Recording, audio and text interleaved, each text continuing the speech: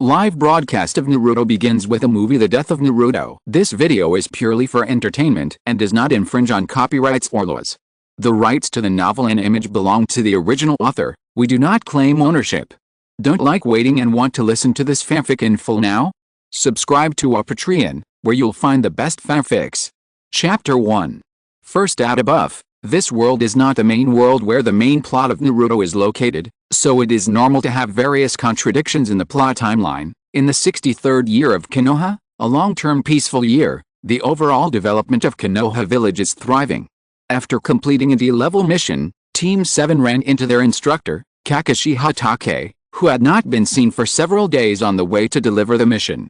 "Teacher Kakashi, how can you be a teacher like this? You only led us for less than 10 days and then disappeared, leaving the three of us to do the mission ourselves." Uzumaki Naruto complained loudly to Kakashi. Kakashi, who is already a veteran in the ninja world, naturally would not take his subordinate's small complaints to heart. He showed an expression that was not embarrassed at all, like he was late as usual, and said, Sorry. Recently all the jonin in the village have been temporarily assigned to work, so there is no choice but to let Ujinan carry out the mission alone for the time being." Although it was still as unreasonable as before, at least the reason given this time was acceptable to Team 7. After all, something quite strange did happen in the ninja world right now. Is it because of that thing in the sky? Uchiha Sasuke put his hands in his pockets and calmly pointed out the reason why Kakashi was temporarily assigned to work. Hearing this, Kakashi nodded, put away his sloppy expression and looked up at the sky, lowered his voice and said, We have to figure out what it is. If it is not handled properly, it is not surprising that it will cause a war." Looking up, I saw a huge rectangular black curtain standing out of thin air below the clouds. This black curtain suddenly appeared 3 days ago, causing quite a stir in the village at the time. Through the current intelligence collection, it can be confirmed that no matter where in the entire ninja continent, this black curtain can be clearly seen, and even the angle has not changed a bit. At the same time, after trying various means, it has been temporarily confirmed that external forces cannot have any effect on the black curtain, and even cannot get close to it. The black curtain just quietly floats in the sky, and no one can predict what impact it will have on the ninja world next. Suddenly, the black curtain that has been silent for 3 days lit up at this moment. Passers-by walking around subconsciously stopped and looked at the sky. The originally very noisy streets were quiet for a while, and then they burst into several times more excitement than before. Some people who were originally in the house came out after hearing the noise, and while talking to others, they observed the changes in the sky curtain. "Calm down. Observe what's going on first." Kakashi stopped Naruto, who was shouting beside him, raised his hand and pressed it on his forehead, guarding against possible attacks from the sky curtain. The same scene happened to all experienced ninjas in the ninja world. At the same time, the moon, the Pure Land, various secret realms of summoning beasts, some alien spaces with intelligent life, and even strange places like the belly of the god of death, all appeared out of thin air with the same light curtain suspended above each space.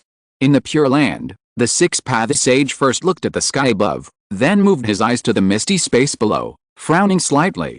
"What on earth is that?" The souls that were originally in a static state have regained consciousness.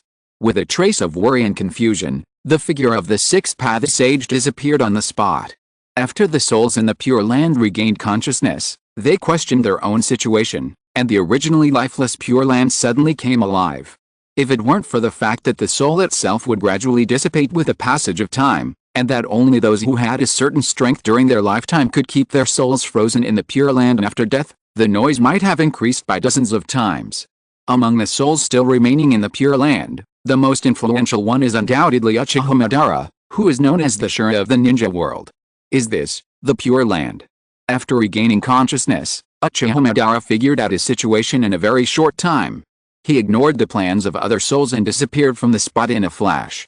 He found a secluded place, checked the surrounding environment, and then focused his attention on the sky. At the other end of the Pure Land, Hoshirama Senju, known as the god of the ninja world, subconsciously turned his eyes to this side after Uchiha Madara moved. The feeling of this chakra is Madara. Then he took a step without thinking, ready to find an old friend to chat and reminisce. By the way, on the way, he did not forget to pay some attention to the sky. In the body of the god of death, Namikaze Minato and Yenji Uwai were conducting daily tailed beast training. Suddenly, a slightly dazzling light bloomed in this dim space. Namake's Minato first reflexively the light was blocked by the cover, and after a few breaths, he quickly turned his eyes to look at the light curtain, frowning and muttering to himself, "What is this?" People who saw the sky curtain in other spaces generally had the same reaction. People in the ninja world naturally had no way of knowing about the changes in the Pure Land and various other spaces. Of course, even if they knew, there was no manpower to study and deal with them for the time being. The current situation was enough to make them anxious. Fortunately, after the sky curtain was lit up, the imaginary threat did not fall from the sky, only a roar came from the sky curtain. "You monster!" In the dark cave with magma flowing, a blonde boy wearing a Konoha forward protector appeared in the lit sky curtain. The sharp-eyed ninja noticed a forward protector on the boy's head at the first time. Ninjas from other ninja villages naturally attributed the changes in the sky curtain to Konoha's head, and the vigilance on their faces deepened. The Konoha side could naturally guess the thoughts of other ninja villages. The third Hokage silently put down the pipe in his hand, and gave an order to the Anbu beside him with a serious expression, inform the whole village to enter the second-level alert state, and order all ninjas to stop their tasks and wait for instructions at any time. It is no wonder that the third Hokage is so nervous. If it is not handled properly, the war may break out again at any time, and Konoha will undoubtedly become the target of public criticism. Konoha can't withstand too much wind and waves at the moment. The old generation of strong men are dead or gone, and the new generation of ninjas have not grown up yet. Konoha now, let alone going to war with the other four major countries at the same time like during the Third World War, even if only two major countries join forces to attack, it will be quite difficult to deal with. All villages have entered a state of alert one after another. The villagers who were originally watching on the street have received notifications from the village to enter the nearest building to avoid possible attacks from the sky curtain. At the same time, the intelligence team also began to collect and analyze the work, trying to figure out what the pictures played by the sky curtain are trying to express. Chapter 2.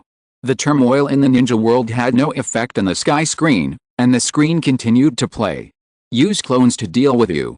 The blonde boy made a hand seal with both hands in front of him, and dense clones instantly appeared on the naturally formed walkway in the cave, and then rushed to the opposite side of the tentacle monster emitting black chakra. It's a pity that the human wave tactics did not work against the large number of tentacles. The black tentacles running around quickly cleared all the boy's clones and smashed his body heavily to the ground. The smoke and dust filled the air, and there was no decadence on the blonde boy's face. He propped up his body and gritted his teeth and said, "I won't die." The seventh team entered a nearby meatball shop and watched the scenes appearing on the sky screen from the door. Sakura looked around carefully, then lowered her voice and said to the people around her, "Do you think the man on the sky looks like Naruto?" Naruto showed a puzzled expression, staring at the sky. "Hey. It seems so. Why am I on it?" "Don't get excited, idiot. That person's age obviously doesn't match yours." Although Sasuke was also very curious, he still calmly pointed out the difference.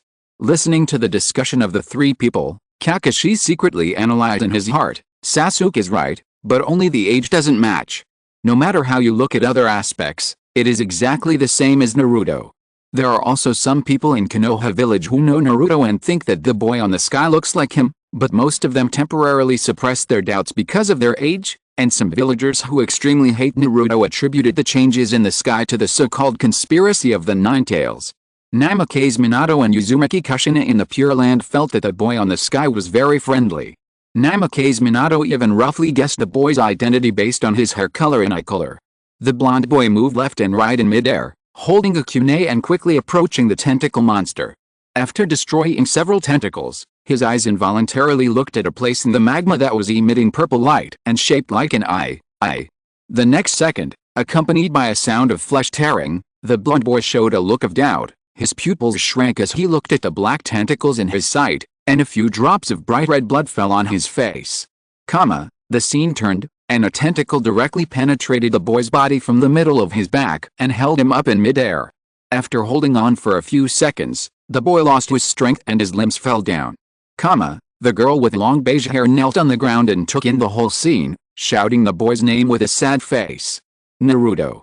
The screen quickly rose, and the shape of a monster was outlined on the rock path covered in magma, and two lights, one white and one purple, flashed in the monster's eye sockets. Naruto. Even the name is the same. Sakura looked at Kakashi at a loss, and then looked at Naruto with concern. Kakashi did not agree. He looked at the sky with a serious expression. Don't panic, it may be the enemy's conspiracy. The last one. Sasuke also frowned and looked at Naruto. Naruto's mind was full of question marks, and he didn't react at all to what happened.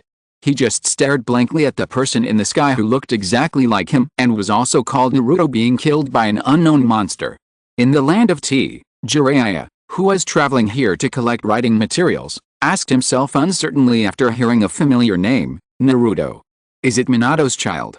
In the Pure Land, when Kushina heard the name Naruto, her pupils shrank slightly. That person is Naruto. My Naruto. Minato Namake's original expectation disappeared instantly, and his handsome face was filled with worry. It's really Naruto's child? What is this scene?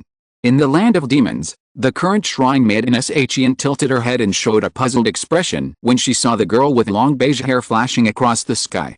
Under the cloudy sky, a torii with a Konoha logo appeared. The coffin wrapped with a Shimonero rope was placed in a deep pit.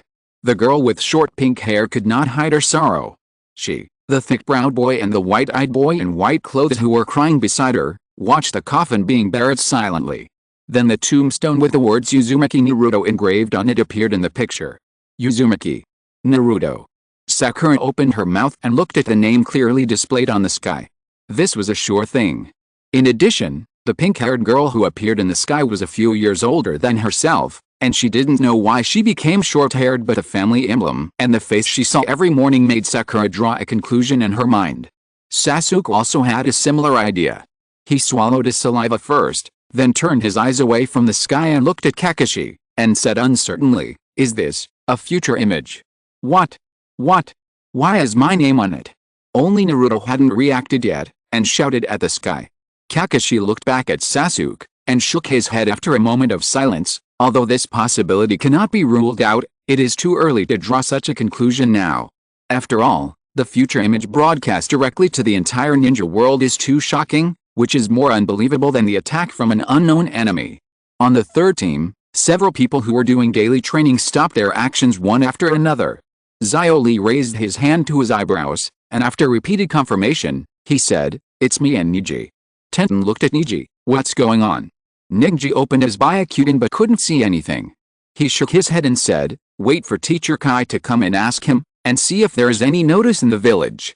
Team 10, I know Shikajo team. Sakura. That's Sakura, right? That means the one in front is really Naruto. Aino said in shock, turning her head to look at Shikamaru on the side. Tisk, it seems that something troublesome is going to happen. Shikamaru pouted and put away the nonchalant expression on his face. Chaji said nothing, but he stopped eating. On the side of Team 8, Aburame Shino looked at the sky curtain in silence. Inuzuka Kiba scratched his head and couldn't figure it out. Only Hyuga Hinata showed a worried expression on her face.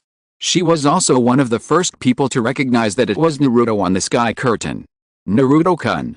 In the Hokage's office, the third Hokage also came to the conclusion of the future image, but like Kakashi, he did not intend to take this outrageous and exaggerated conclusion seriously for the time being. Of course, the necessary response strategies are still necessary, and they are also preparing to issue a gag order to the people in the village. After all, if this kind of information is spread out, it will be too scary. Chapter 3.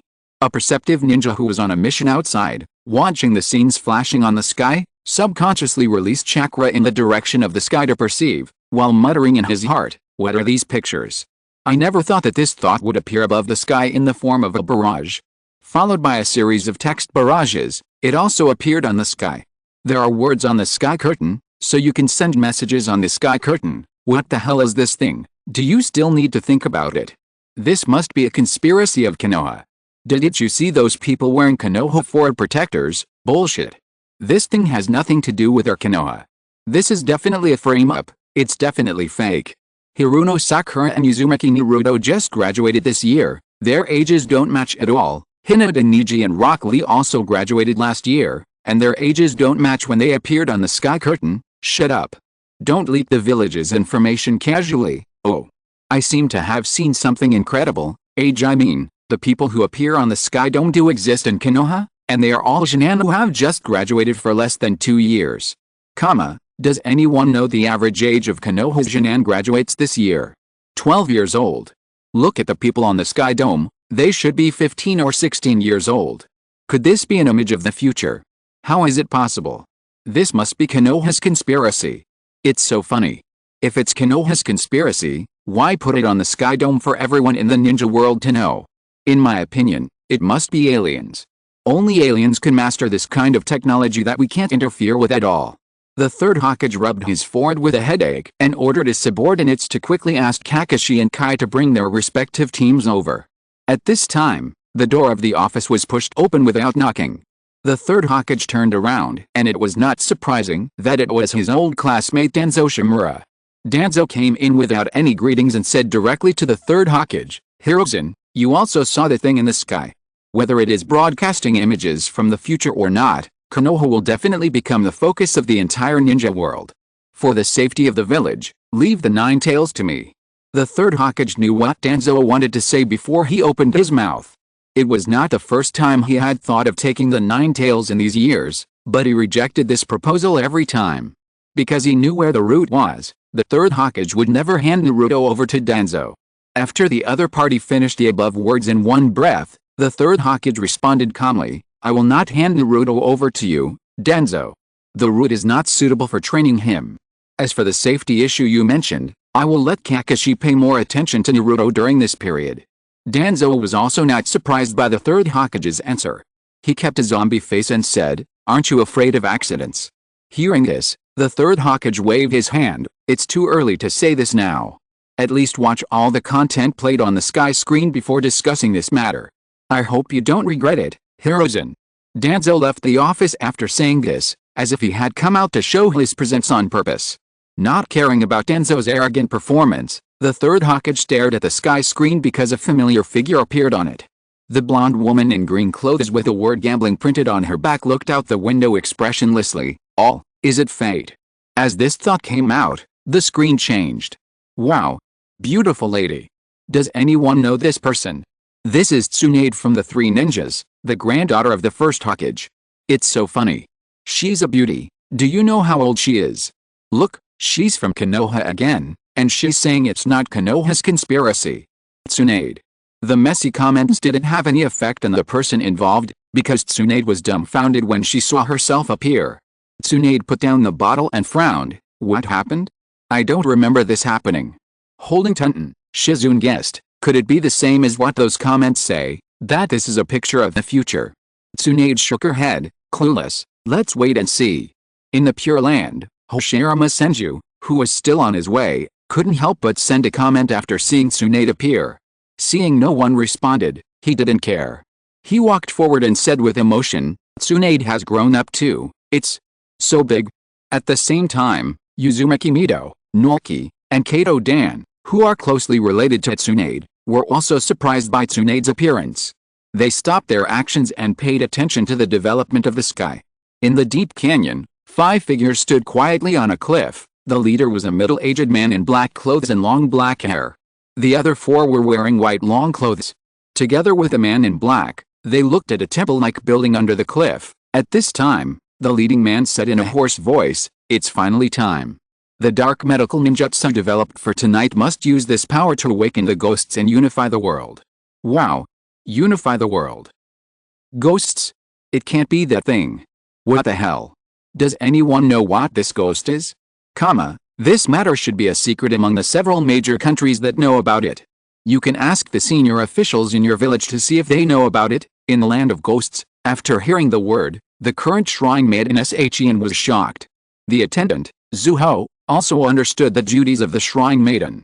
Seeing this, he quickly spoke to comfort her, "Lady Shian, don't worry, this is just a video being played."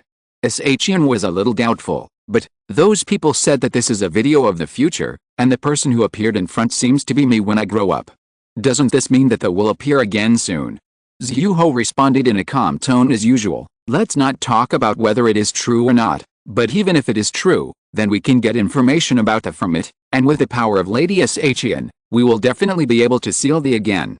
Perhaps it was the comfort of Zuho that made Shian feel a little relieved. But the black-clothed man Wang Quan, who was exposed, felt very bad. After seeing himself appear on the sky, he was stunned at first, and then cold sweat broke out on his face. The reason why he was able to survive after the last time the monster was sealed was entirely due to the fact that no one in the 5 major countries knew what role he played in it. But now he appeared on the sky inexplicably, and it was absolutely impossible for him to be as leisurely as before after being exposed.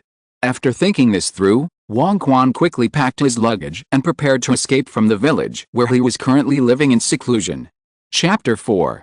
The figure of Wang Quan, a man in black, flashed and appeared behind the 4 people. He opened his hands and shouted loudly, "Strengthen the treatment method, inject chakra."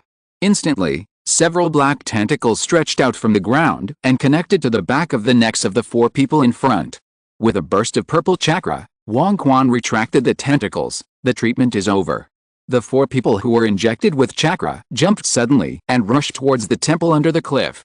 The 4 guards in front of the temple discovered the intruders at the first time. They shouted and drew their swords to meet the 4 people. "Go, Yite, Setsuna." 2 of the intruders jumped to avoid the 4 guards and signaled the 2 behind to deal with the guards. The man with the lower half of his face covered by the scarf stood still, looked at the 4 guards in front of him and shouted loudly, "Fire escape ninjutsu, fire run." Instantly, the surging flames rushed out like a fire snake and surrounded the 4 guards. The guards leaned against each other, looking at the flames around them, and one of them shouted to his companions. Unfortunately, the verbal momentum had no effect at all.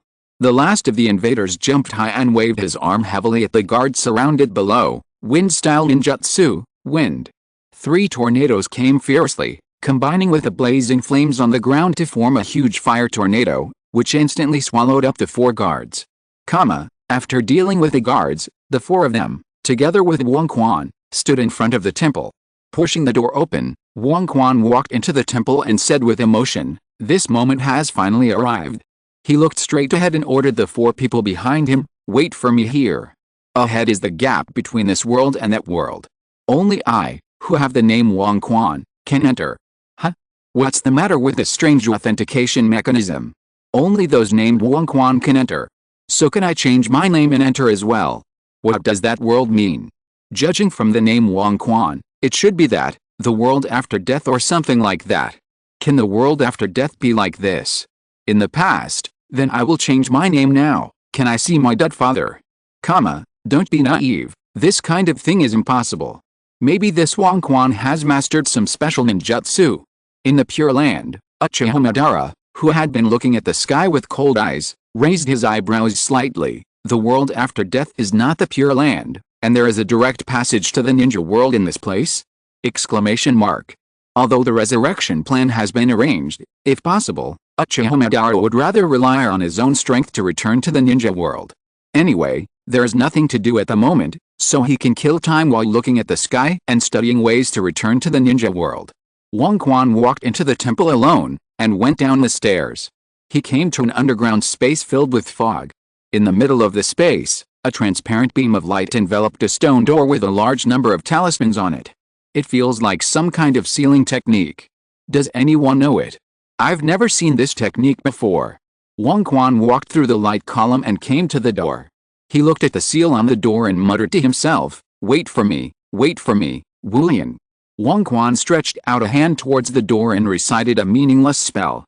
The spell on the door instantly ignited and disappeared. Then the stone door shattered, revealing something behind it that exuded a dark and evil aura. "Hey, it's really nostalgic. Are you back to this world again?" Black chakra spread out, and overlapping voices came from behind the shattered door. Wang Quan knelt on one knee and said respectfully, "Long time no see, Master Wulian." Perhaps because he had been sealed for too long, Wulian's tone was a little hesitant. Have you forgotten? I am Wang Quan." Wang Quan said his name, but Wulian still looked as if he didn't remember it. He had no choice but to continue reminding him, "I am the survivor of the ninja who once borrowed the power of Master Wulian to create the ghost core." Puff. This perfect Wulian, I have no idea who the other party is. It turns out there was a mastermind behind the scenes. I thought the ghost army was controlled by the ghosts, but there is a man called Wang Quan behind them. The village search team has been dispatched. This guy can't get away. What is it saying above? Anyone who knows the situation can explain it. Don't think about getting information for free. Ask the high-level officials in your village. I was thinking about another world. What is this world? It turns out it is just a special sealed space. In a meeting room in the Hokage building, Team 7 led by Kakashi and Team 3 led by Guy were on standby. The two teams, who were not familiar with each other, got to know each other in advance under the influence of the Sky Curtain. It stands to reason that since they have known each other and may become partners fighting side by side in the future, the two teams should at least talk to each other, even if they don't say how close they are. However, the atmosphere in the meeting room is really weird. The reason is very simple, because Ioli confessed to Zio Sakura as soon as they met. Although she had seen each other's thick eyebrows on the Sky Curtain, Zio Sakura was still shocked by Ioli, and naturally rejected the confession with a look of collapse. Therefore, Naruto showed an expression that he wanted to eat Ioli, and Neji, the last term the chief, and Sasuke, the newly appointed chief, looked at each other with curiosity. Only Byon communicated with Sakura from time to time to ease the atmosphere. Kai wanted to intervene to deepen the relationship between the two teams, but the two eyebrows thicker than Ioli and the ugly green tights made Team 7 stay away. Seeing this, Kakashi sighed helplessly and turned his attention back to the sky.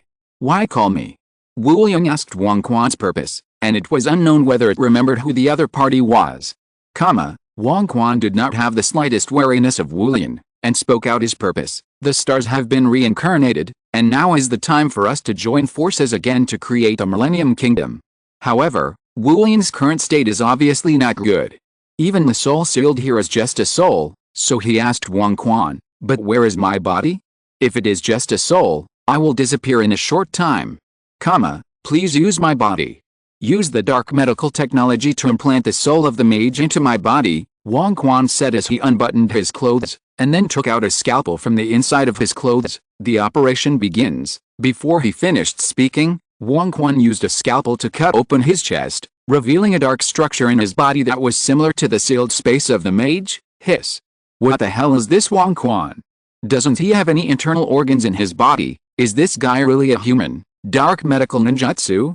It doesn't sound like a good thing just by the name. I want to see what this mage is capable of." He actually wants to build a 1,000-year empire in the ninja world. Chapter 5. "Come on, come into my body," Wang Quan shouted excitedly. Wu Yang didn't hold back. After a slight hum, black chakra rushed out from behind the door and rushed straight into Wang Quan's body. Until the Wu Yang completely entered the body, Wang Quan skillfully sutured the opening between the chest and abdomen with just one hand, and then showed a confident expression on his face. "The ritual is completed. Oh, this surgical technique is good. I wonder how this guy compares with Tsunade of Konoha. Is there any comparison? Tsunade's medical skills are the best in the ninja world, okay. Judging from this guy's body structure, the so-called dark medical ninjutsu is created entirely to accommodate the soul of the Wu Yang. The previous chakra transmission technology should be just a byproduct. Because Wang Quan did not bleed after his stomach was cut open, he was compared with him." Tsunade looked at the sky and commented, "The suture technique is good, but this guy's medical ninjutsu is obviously not the same as mine. It tends to be transformation and strengthening. It should have a great impact on the recipient, so this man calls himself a dark medical ninjutsu." Shizune responded after thinking for a while. "Ho. Wake up, my army." Laughing wildly, Wang Quan shouted and used the power of Wu Yang. Purple chakra shot out from his body in all directions, and the small mounds in the underground space were all shattered, revealing countless terracotta warriors. Countless terracotta warriors stood up under Wang Quan's command. He looked at the army in front of him with complacency, and then ordered, "The first thing to attack is the ancestral hall that sealed the body of Master Wu Yang. Before that, there is another enemy that must be defeated." Wu Yang interrupted and said, "At this time, a woman in white clothes and a strange crown appeared on the screen. Go and defeat the witch of the ghost country. Only she has the power to seal me." "Yes," Wang Quan responded expressionlessly. "When I am fully resurrected, I will destroy the 5 great nations and establish the only country in the world, a 1,000-year kingdom." The voice of the ghost echoed throughout the underground space, and also spread through the sky to every corner of the ninja world. These puppet soldiers. It turns out that the guys named Huangquan and Wu Yang invaded the land of Earth 14 years ago. At that time, these puppets appeared inexplicably, and then disappeared inexplicably. It turned out that the witches of this ghost country sealed the Wulian. It was still the war period at that time. I originally thought that this was a new puppetry developed by the Sand Village, but this is the truth. It feels like a lot of people who know the inside story have appeared again. As long as the ninjas who participated in the 3 world wars and are from the 3 countries of Feng, Tu, Ho basically know this. Of course, the Wulian and the like should be confidential information. But now it has been exposed by Xianmu, right? Ha ha ha, I got the information for free again. In the meeting room of the Hokage building, Sakura looked at Kakashi and asked, Teacher Kakashi, do you know everything mentioned above? Several young Konoha warriors looked at Kakashi. Kakashi first looked at Kai, and then said, I did fight with these puppets before, but I didn't know about the ghosts and the witches of the demon country. What's more, I only had contact with them for a short time. If the sky curtain did not mislead, it should be the witch of the demon country who sealed the ghosts and stopped the invasion of those puppets. After satisfying their curiosity, several people did not continue to ask questions. The most urgent task was to obtain some information about the future from the sky curtain. Both Wangquan and Wulian aim to rule the world, so who is the leader between the two of them? It should be Wulian. Didn't Wangquan show such respect to it? So Wangquan has found a boss for himself. People who want to conquer the world shouldn't be so stupid. Wangquan is probably just using Wulian's power. I guess there will be a drama of turning against each other later, then wait and see. In the land of lightning, Scorpion and Deidara are on their way to a mission. Deidara looked at Xianmu curiously, and after the ghost army appeared, he asked Scorpion beside him, Brother Scorpion, what do you think of these puppets? Scorpion, who was hiding in the red amber, looked at Xianmu with disdain, and said in a hoarse voice, not very good. I studied it at that time. Although it can use the resonance of chakra to control puppets from a distance, the sensitivity is too low, just some cannon fodder already. That kind of immortality can be considered art. No. Art should be explosive. Brother Scorpion, your taste is still as bad as ever. Deidara quickly retorted, and then the two entered into the daily art quarrel. In a border camp of the demon country, the garrison station here was attacked by the Terracotta Army under the command of Wulian, and the defense line was broken through without any resistance. Only the remaining soldiers barely passed on the information. Several major countries near the demon country received the contact at the first time. In Tsunade's voiceover introduction, the scenes of Konoha's deployment of troops flashed on the sky one by one. Naruto's figure passed through the busy street, picked up a little girl who was accidentally hit, and jumped a few times to land on a roof. Be careful, bye. Naruto said to the little girl gently, and then left the place without looking back, leaving the little girl alone standing on the tall water tower crying loudly. After a few more ups and downs, Naruto stood on a wall on the street, looking at the people rushing on the street, with his hands on his waist, and said confidently, the situation is extremely urgent, I must show my skills. It's the guy who died at the beginning. Oh, in the end, you didn't show your skills, but lost your life instead. Konoha's ninjas are lame. Asshole. Dare to reveal your identity? I'll let you know how powerful Konoha's ninjas are. Ha ha ha. I don't know about other things, but you are quite good at talking. The sky screen automatically blocks some radical comments, making the provoked Konoha ninja blush. As the protagonist of the discussion, Naruto was naturally very unconvinced. I won't die inexplicably like that. No matter what the future is, I will smash it all. Ninji snorted disdainfully and was about to say something like fate cannot be changed, but when he thought about himself who grew up on the sky screen and felt sad about Naruto's death, he didn't say anything provocative. What's more, no matter how much Ninji believed in the power of fate, after their future was clearly shown like now, even if he couldn't help but have the idea of changing the future. Chapter 6. At this time, Sakura also appeared on the sky screen, urging Naruto to go to the Hokage's office quickly. Hey. What's going on? In the Hokage's office, Naruto pointed at Neji and Lee and asked, Why are Thick Eyebrows and Neji here too? Where is Kakashi-sensei? Lee is here to replace Sasuke. Tsunade said as she sat in the position representing the Hokage. Jiraiya looked at Tsunade on the sky screen, smiled and said, that guy became the Hokage. Although Shizune had also guessed, she was still very excited after the sky screen clearly revealed it. Look, Tsunade-sama. You really became the Hokage. Tsunade showed an impatient expression, covering her forehead and said, Forgive me. I never thought about becoming a Hokage. The third Hokage, who was also looking at the sky screen, nodded with relief. Since Tsunade became the Hokage, it means that the past should have been put aside. Although Naruto was very unhappy, he just muttered a few words and didn't shout as usual. There were also many people discussing the topic of Tsunade being the next generation of Hokage on the barrage, and gossiping about her heroic deeds in the casino, and then this barrage slid out. After Tsunade becomes Hokage, Konoha shouldn't be used to pay off debts. The familiar tone made Tsunade a little suspicious that this barrage was sent by her grandfather Senju Hashirama, but after all, there was no evidence, so she secretly suspected it in her heart. Xiao Li gave Naruto a thumbs up familiarly, "Please take care of me." Naruto did not respond to Xiao Li's greeting, because after hearing Sasuke's name, his and Xiao Sakura's faces suddenly turned pale, and they both hung their heads in dejection. Seeing this, Shizune said to Tsunade helplessly, "Tsunade-sama, you can't mention Uchiha Sasuke in person. You still care about it." Tsunade also showed a speechless expression. What's with this reaction? Maybe the companion who has been with him day and night has died. Sacrificed? Sasuke is dead. Sakura said in disbelief, and then looked at Sasuke in horror. Sasuke was also shocked by the reaction of Naruto and Sakura on the sky screen and the speculations on the bullet screen, but immediately a strong sense of unwillingness surged in his heart. He stared at the sky. "I'm dead. Am I really dead? Then is my revenge complete? How is it possible? How could Sasuke sacrifice himself? He is the best graduate of our class. Humph. So naive, don't you know that the better you are, the more likely you are to die? The enemy's special targeting and more dangerous tasks are what excellent ninjas need to face. Sacrifice in this situation is normal." This answer silenced several Jonin in the conference room, except Naruto, who was a little worried about Sasuke, but still showed a nonchalant expression and said, "Humph.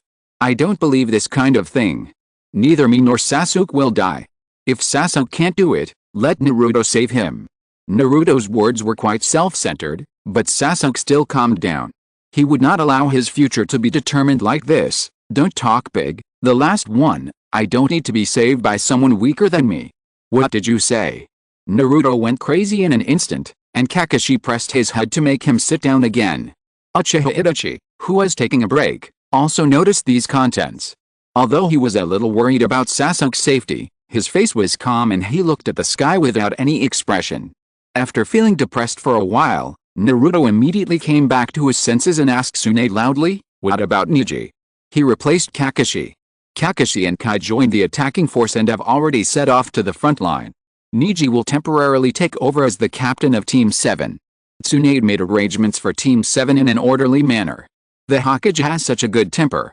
This Naruto answered every question he raised. If it was our village, he would have been kicked out long ago. He doesn't have the courage of a Hokage at all. The Konoha is really getting worse with each generation. What nonsense are you talking about? It's Tsunade who is kind and friendly, and gets along well with her subordinates. This shows how close the relationship between our Konoha partners is. You are so cold and like tools. What kind of feelings do ninjas need? Haven't you Konoha learned the ninja code? Do you dare to tell your superiors what they said? You. Can the superiors please stop discussing such a boring topic? Why is it this guy? Naruto turned his head and looked at Neji unconvinced. So Tsunade said something that hurt Naruto's heart with a normal expression. "Ninja is a Jonin, and by the way, you are the only one who is still a Jonin here, Naruto." Naruto held his head in disbelief and screamed, "Impossible, I am still a Jonin." Little Lee said excitedly, "That means I am already a Chunin, a ninja who can stand on my own." Kai cried so hard that his tears and snot came out, and he hugged Little Lee tightly. "That's right, Lee. As long as you keep working hard, you can become a ninja who can stand on your own, and youth will never fade." Teacher Kai. Looking at the crying master and apprentice, Sasuke, Sakura, and Neji all showed expressions of dismay, while Kakashi closed his eyes and sighed deeply. Although becoming a Chunin at the age of 15 or 16 is amazing, there is obviously a Neji who has become a Jonin who is more worthy of celebration. Nixie raised his chin slightly with disdain and made a summary, That's it." Unable to control the personnel arrangement, Naruto proposed to rush to the front line to eliminate the enemy and show his skills, but Tsunade's task arrangement for Team 7 is to protect important people, and Naruto was immediately dissatisfied. "Don't complain about everything, listen carefully to the explanation!" Exclamation mark. Fortunately, Sakura has a special attack on Naruto, and after shouting at him a few times, Naruto calmed down. It has been several days since the incident. The enemy has been advancing while ravaging the border. In addition, the so-called Ghost Army has been determined to be a kind of puppetry. Tsunade continued the mission description. That means they have no souls, they are just puppets being manipulated. Sakura said, the land of demons is so close to the land of wind, and the puppetry of the Sands village is quite famous. Do you think the Sands village is behind the incident of the monsters? That Yomi may be a disguised Sands ninja. Don't think of the Sands village when you mention puppetry, okay? There are ninjas who use puppetry in other parts of the ninja world, don't blame them casually, okay? Please, those of you who don't know the inside story, don't have such a good imagination, okay? The upper echelons of all countries know what is going on with the monsters. Chapter 7. Hearing that the Ghost Army was controlled by people, Naruto immediately proposed to kill the person who controlled the puppets, so Tsunade explained, it is not humans who are controlling it, but monsters from another world called Wullion. Hearing this, Naruto's hands and feet trembled and his face turned pale. I can't stand such a scary topic. Ignoring Naruto's funny talk, Tsunade explained the origin of Wullion. In the past, the ninjas who attempted to conquer the continent created the undead army with the power of the monster Wullion. Wullion led the army to ravage various countries, and they were almost the entire continent will be destroyed in 1 second. This is the true face of the Ghost Army that threatens the world now. At that time, the witch Morocco of the demon country used powerful ninjutsu to seal the soul and body of the demon in the underground palace of the demon country and the shrine of the swamp country respectively, which saved the world from the crisis. The resurrected demon led the Ghost Army out of the demon country and marched towards the sealed shrine. If the soul and body of the demon are revived as one, it will cause a disaster. What will happen? Naruto asked cautiously. The world will be destroyed. Tsunade's decisive answer made Naruto tremble a little nervously. Tsunade took out a map, pointed at the land of demons and the land of swamps and said, there is no other way to save the world except to send the priestess of the land of demons to the shrine that seals the body and seals the soul of the demon. So this is the truth about the demons. Is the undead army of the demons really that strong? They almost destroyed the ninja world. Because it was the end of the Third World War, each country suffered heavy casualties in the long war, which gave the demons an opportunity to take advantage of. However, it was not as exaggerated as Tsunade said. The Ghost Army at that time only entered the land of fire, but it didn't take long for the demons to be sealed. Maybe the Hokage thinks that the destruction of the land of fire is equivalent to the destruction of the world. It's ridiculous. Just because you are weak, you think others are as weak as them. If it were Raikage, the demons would not be a threat at all. What a joke. The third Raikage was defeated by our Iwagakure village.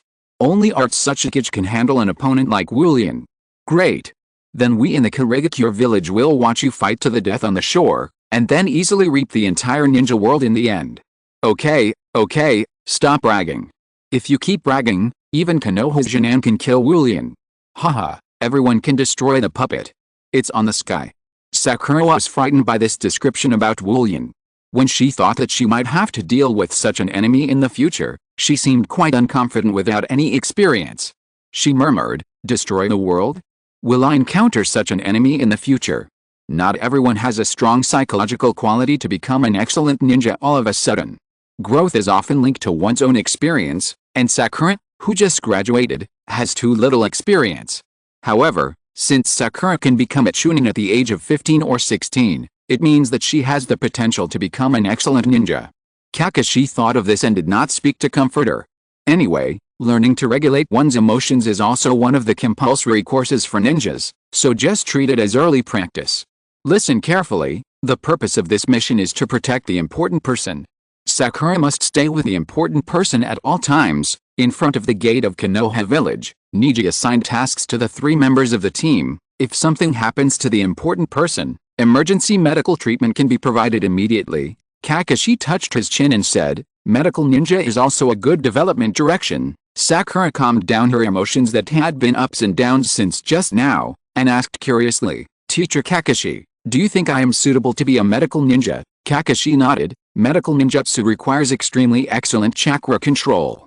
According to my observation, Sakura, you do meet this requirement, or it is not bad to develop in the direction of illusion. Naruto's eyes suddenly sparkled. As expected of Sakura, you are much better than some guys who need to wait for Naruto to save you. Sasuke snorted disdainfully. He is still in the stage of pursuing powerful strength, and he doesn't have much feeling about Sakura becoming a medical ninja in the future. After arranging Sakura's task, Neji looked at Lee and said, "Lee, you are responsible for fighting the enemy." "Understood." Lee saluted to show that he understood. Neji continued, "In the current situation where the enemy's situation cannot be predicted, your physical skills without chakra characteristics are omnipotent to a certain extent. Leave it to me, I will definitely protect you tenaciously to the end." Lee was full of confidence as response. Good at taijutsu, have you memorized the intelligence classes of various countries? You will be tested on them in the future. Do I need you to remind me of this? The intelligence class in the village has already started working, and even the portraits are ready. Konoha must be worried to death now. So much information has been leaked for no reason, and it's still in the future. Damn it. This is a conspiracy against Konoha? It must have been planned by those who are throwing dirty water on Konoha. From this perspective, it really doesn't look like something Konoha has done. Someone who understands pointed this out, but the third Hokage didn't feel relaxed at all, because the sky screen was still playing, and it couldn't stop Konoha's intelligence from continuing to flow out. Then, let's go. Neji turned around and prepared to go. Naruto, who was ignored, immediately got angry. Wait a minute. Don't you have anything to say to me? Your mission is the same as Lee's, responsible for fighting the enemy. Neji turned around and said perfunctorily. Fortunately, Naruto didn't notice his attitude, and immediately said with full energy, "Okay. If the enemy appears, even if we chase him to the depths of hell, we must beat him away." The key to this perfunctory tone is that the person being perfunctory didn't hear it at all. To be honest, there is no problem with the arrangement of the Hyuga boy.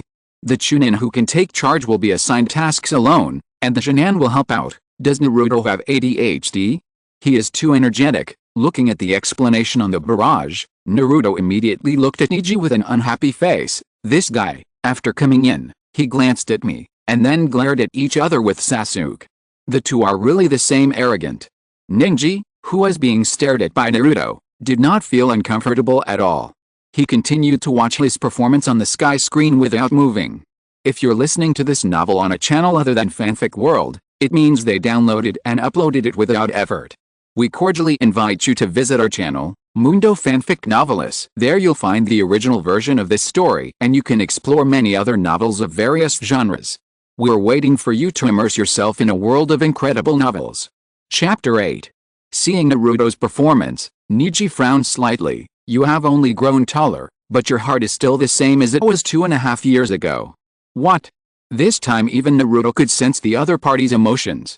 Neji did not take Naruto's feelings into consideration, and commented in a flat tone, "I did hear that you have become stronger in the training with Master Jiraiya, but the teamwork that can only be mastered in missions is still at the level of the Shanan. Hey. This Naruto is actually the disciple of Jiraiya. Jiraiya of the Sennin." Jiraiya picked up the wine glass and showed an expression of no surprise. "That child has become my disciple." Tsunade snorted contemptuously. No wonder he looks silly. It turns out that he is the disciple of that idiot. Namake's Minato smiled with relief. That's great. Naruto. Kushina was a little worried. I hope you won't be led astray by Jiraiya-sensei. Naruto also saw these comments, so he asked Kakashi, Kakashi-sensei, who is Jiraiya? What does Sannin mean? Kakashi scratched his head. It's hard to explain this for a while. I think you should have learned this in history class at school. Neji nodded and agreed with Kakashi. I did learn it. It seems that my evaluation on the sky is correct. You are not very smart. What did you say? Naruto was furious again. Holding Naruto down again, Kakashi explained to him, Jiraiya-sama is the disciple of the third Hokage and the master of the fourth Hokage. Naruto's attention was immediately diverted, and he wiped his nose and said shamelessly, Hey. Doesn't it sound impressive? He is the master of my idol, the fourth Hokage. Then I agreed to let him guide me. Unable to stand Naruto's smug look, and with his future self-life and death unknown, Sasuke couldn't help but sneer, Don't get carried away, you loser. Even if you are accepted as a disciple by the three ninjas, you won't learn much with your brain. Oh, no, Sasuke.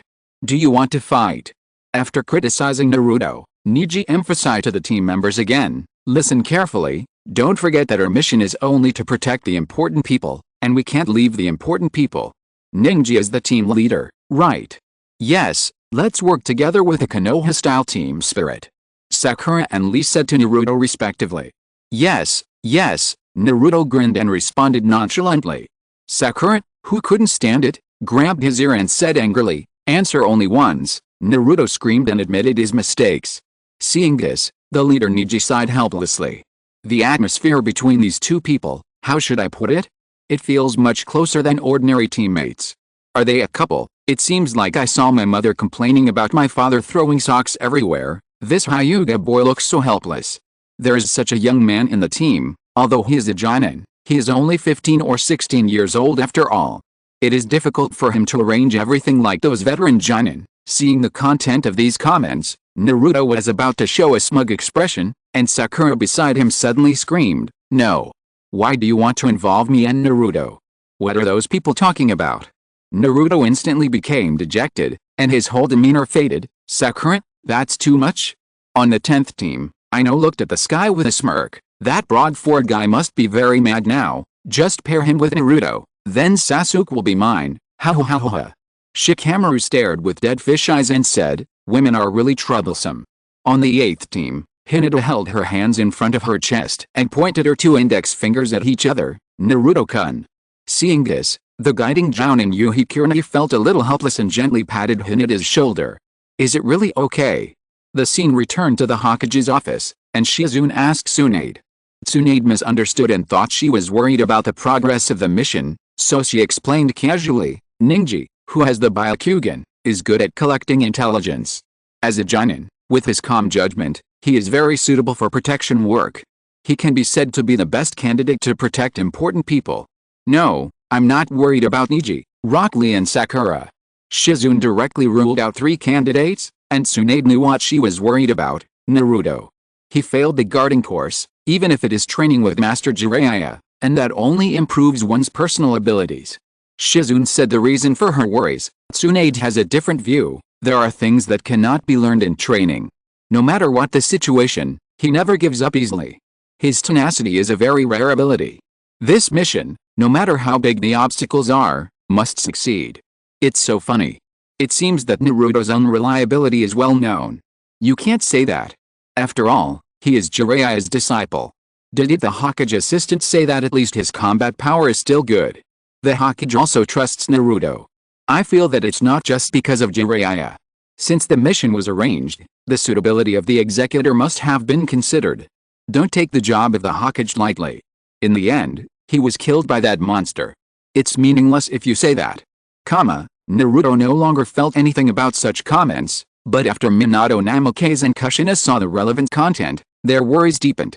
In the night, in a simple camp, Wang Quan sat cross-legged on a wide chair with his eyes closed. Where are the 4 people?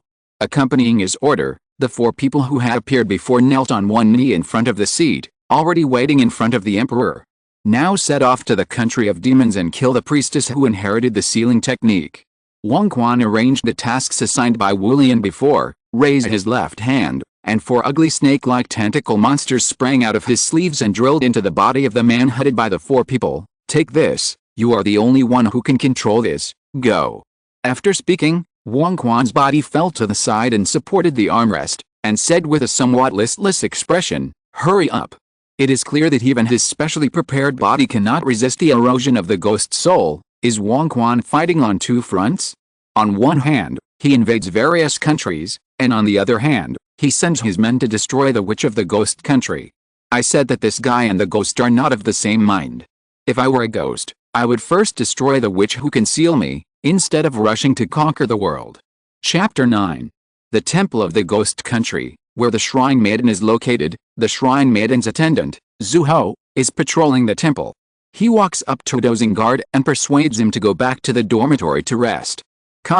Facing the rising sun, the figures of the 4 people appear on a cliff not far from the temple. Brother, please hurry up. Yute, wearing a face scarf, urged. Don't be anxious, don't be anxious.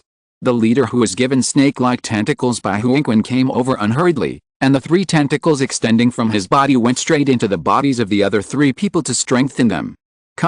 Unlike the previous attack on the underground palace where the ghost soul was located, this time the three people not only greatly improved their chakra, but even their physical appearance changed, and special patterns appeared on their body surfaces. When the three people finished strengthening, the four leaders walked forward a few steps and looked at the temple not far away. The chakra characteristics of each are the same as what was discussed in advance. Hurry up and solve it, Yute said murderously, but the four leaders still retained a bit of rationality and reminded everyone not to be careless. Then they rushed to the temple where the Miko was without any cover. It seems that using that tentacle-like thing can obtain different chakra characteristics. And the strengthening effect this time is different. Even the body has changed. It should be able to obtain different strengthening states according to the injection form. This ninjutsu is good.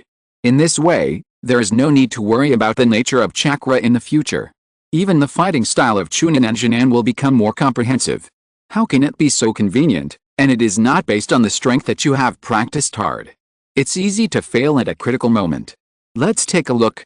After all, this thing is called Dark Medical Ninjutsu. It can't be so easy to use. I can't do it. I can't accept the thought of letting those tentacles get into my body. I'm not from the Konoha Aburame clan. Damn it. You want to blacken our Konoha when you get the chance, right? Don't let me know who you are. In the temple, the sleeping Miko suddenly opened her eyes amid the sound of bells. Her pupils, which were originally the same as those of ordinary people, showed beautiful and dreamy purple patterns. She lay on her side in the quilt, her face covered with cold sweat, and a series of unfamiliar scenes flashed through her mind. It was the scene of Naruto and the monster fighting that was shown on the sky screen at the beginning. What is going on? No one could explain the scene she saw. At this time, the sound of guards fighting with enemies came from outside the house. A shiho led a team of guards and hurried to the dormitory where the shrine maiden was. Then he met an acquaintance on the way, so he shouted anxiously, "Suzuki!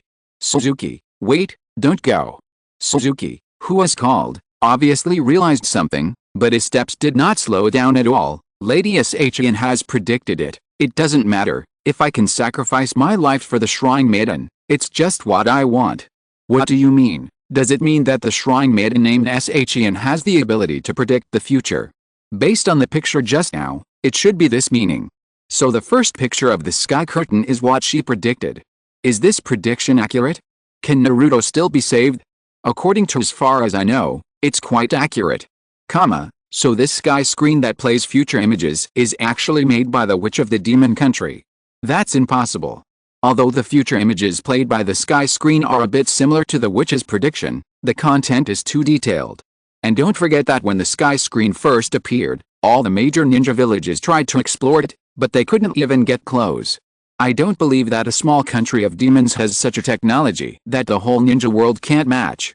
Watch it first, at least finish watching the content played by the sky screen before discussing this issue.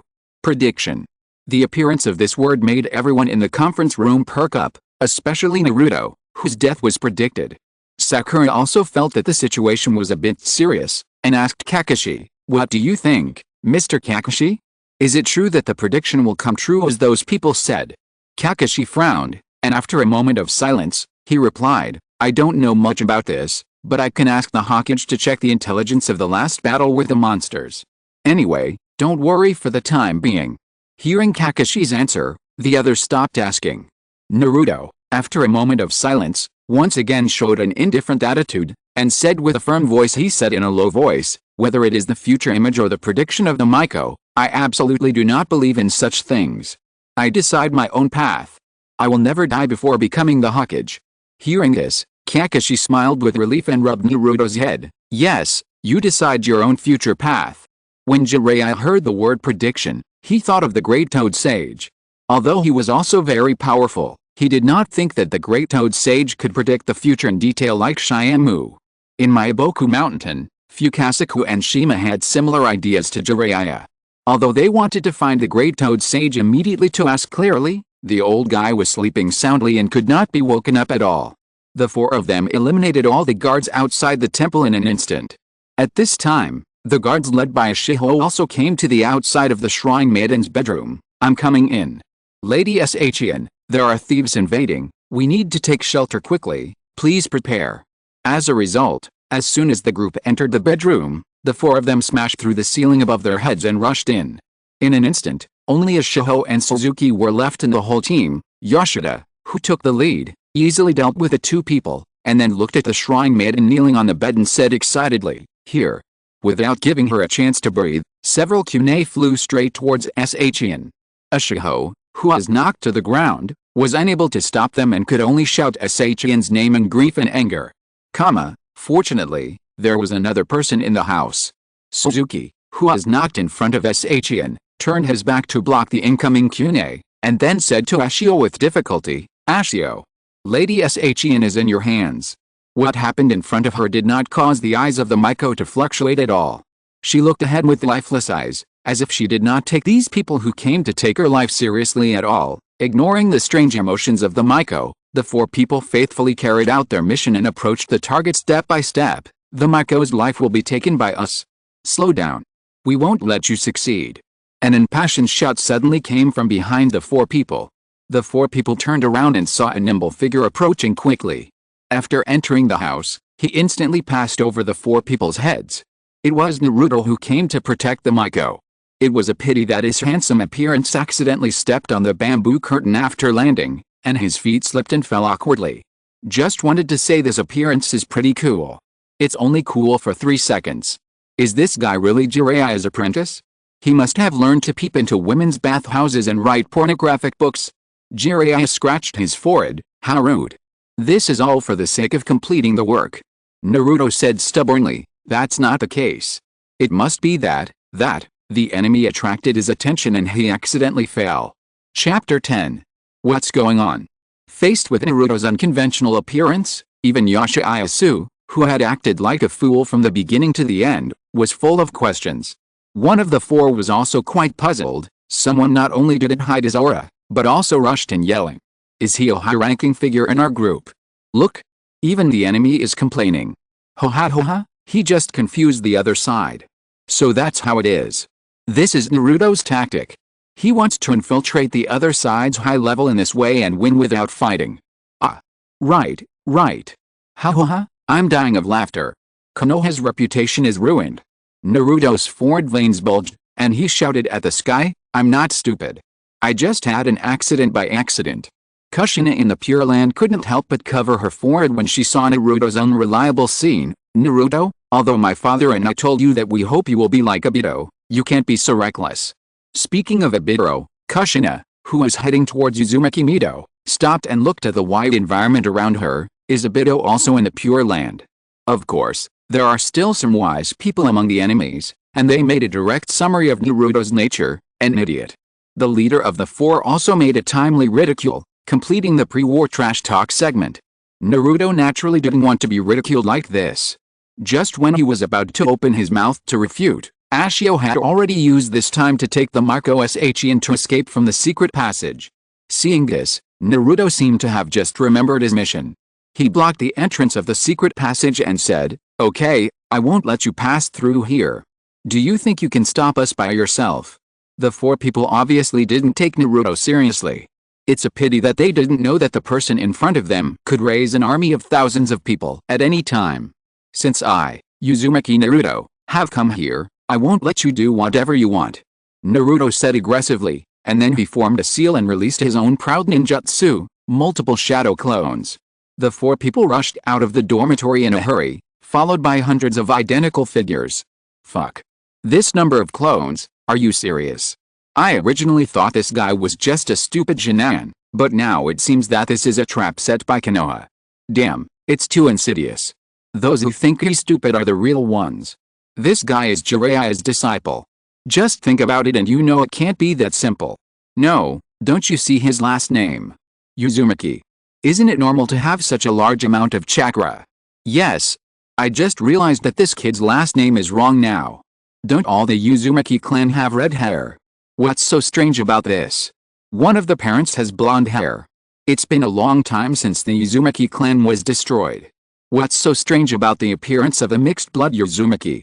Konoha and the Land of Whirlpools are allies. Naruto looked a little surprised. He didn't expect that the Uzumaki surname seemed to be quite famous, so he looked at Kakashi to hear what he had to say. Kakashi scratched his head in a headache.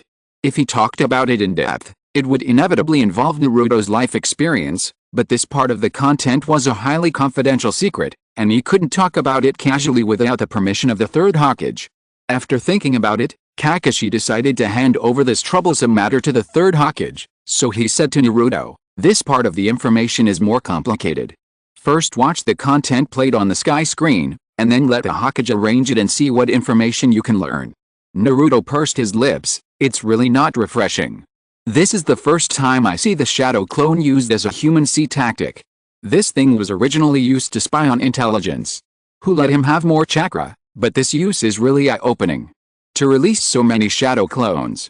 It seems that he is really not an ordinary person." The leader of the four had to take Naruto's interception seriously at this time. Naruto quickly caught up with the four and surrounded them. "What's up? Are you scared?" The four surrounded people did not show any nervousness. The leader of the four arranged the other three in an orderly manner. Yatte, Setsuna, Shizuku, use the earth, fire and wind connection technique. Okay, earth escape, earth corridor. Yashida took the lead and slammed his fists into the ground.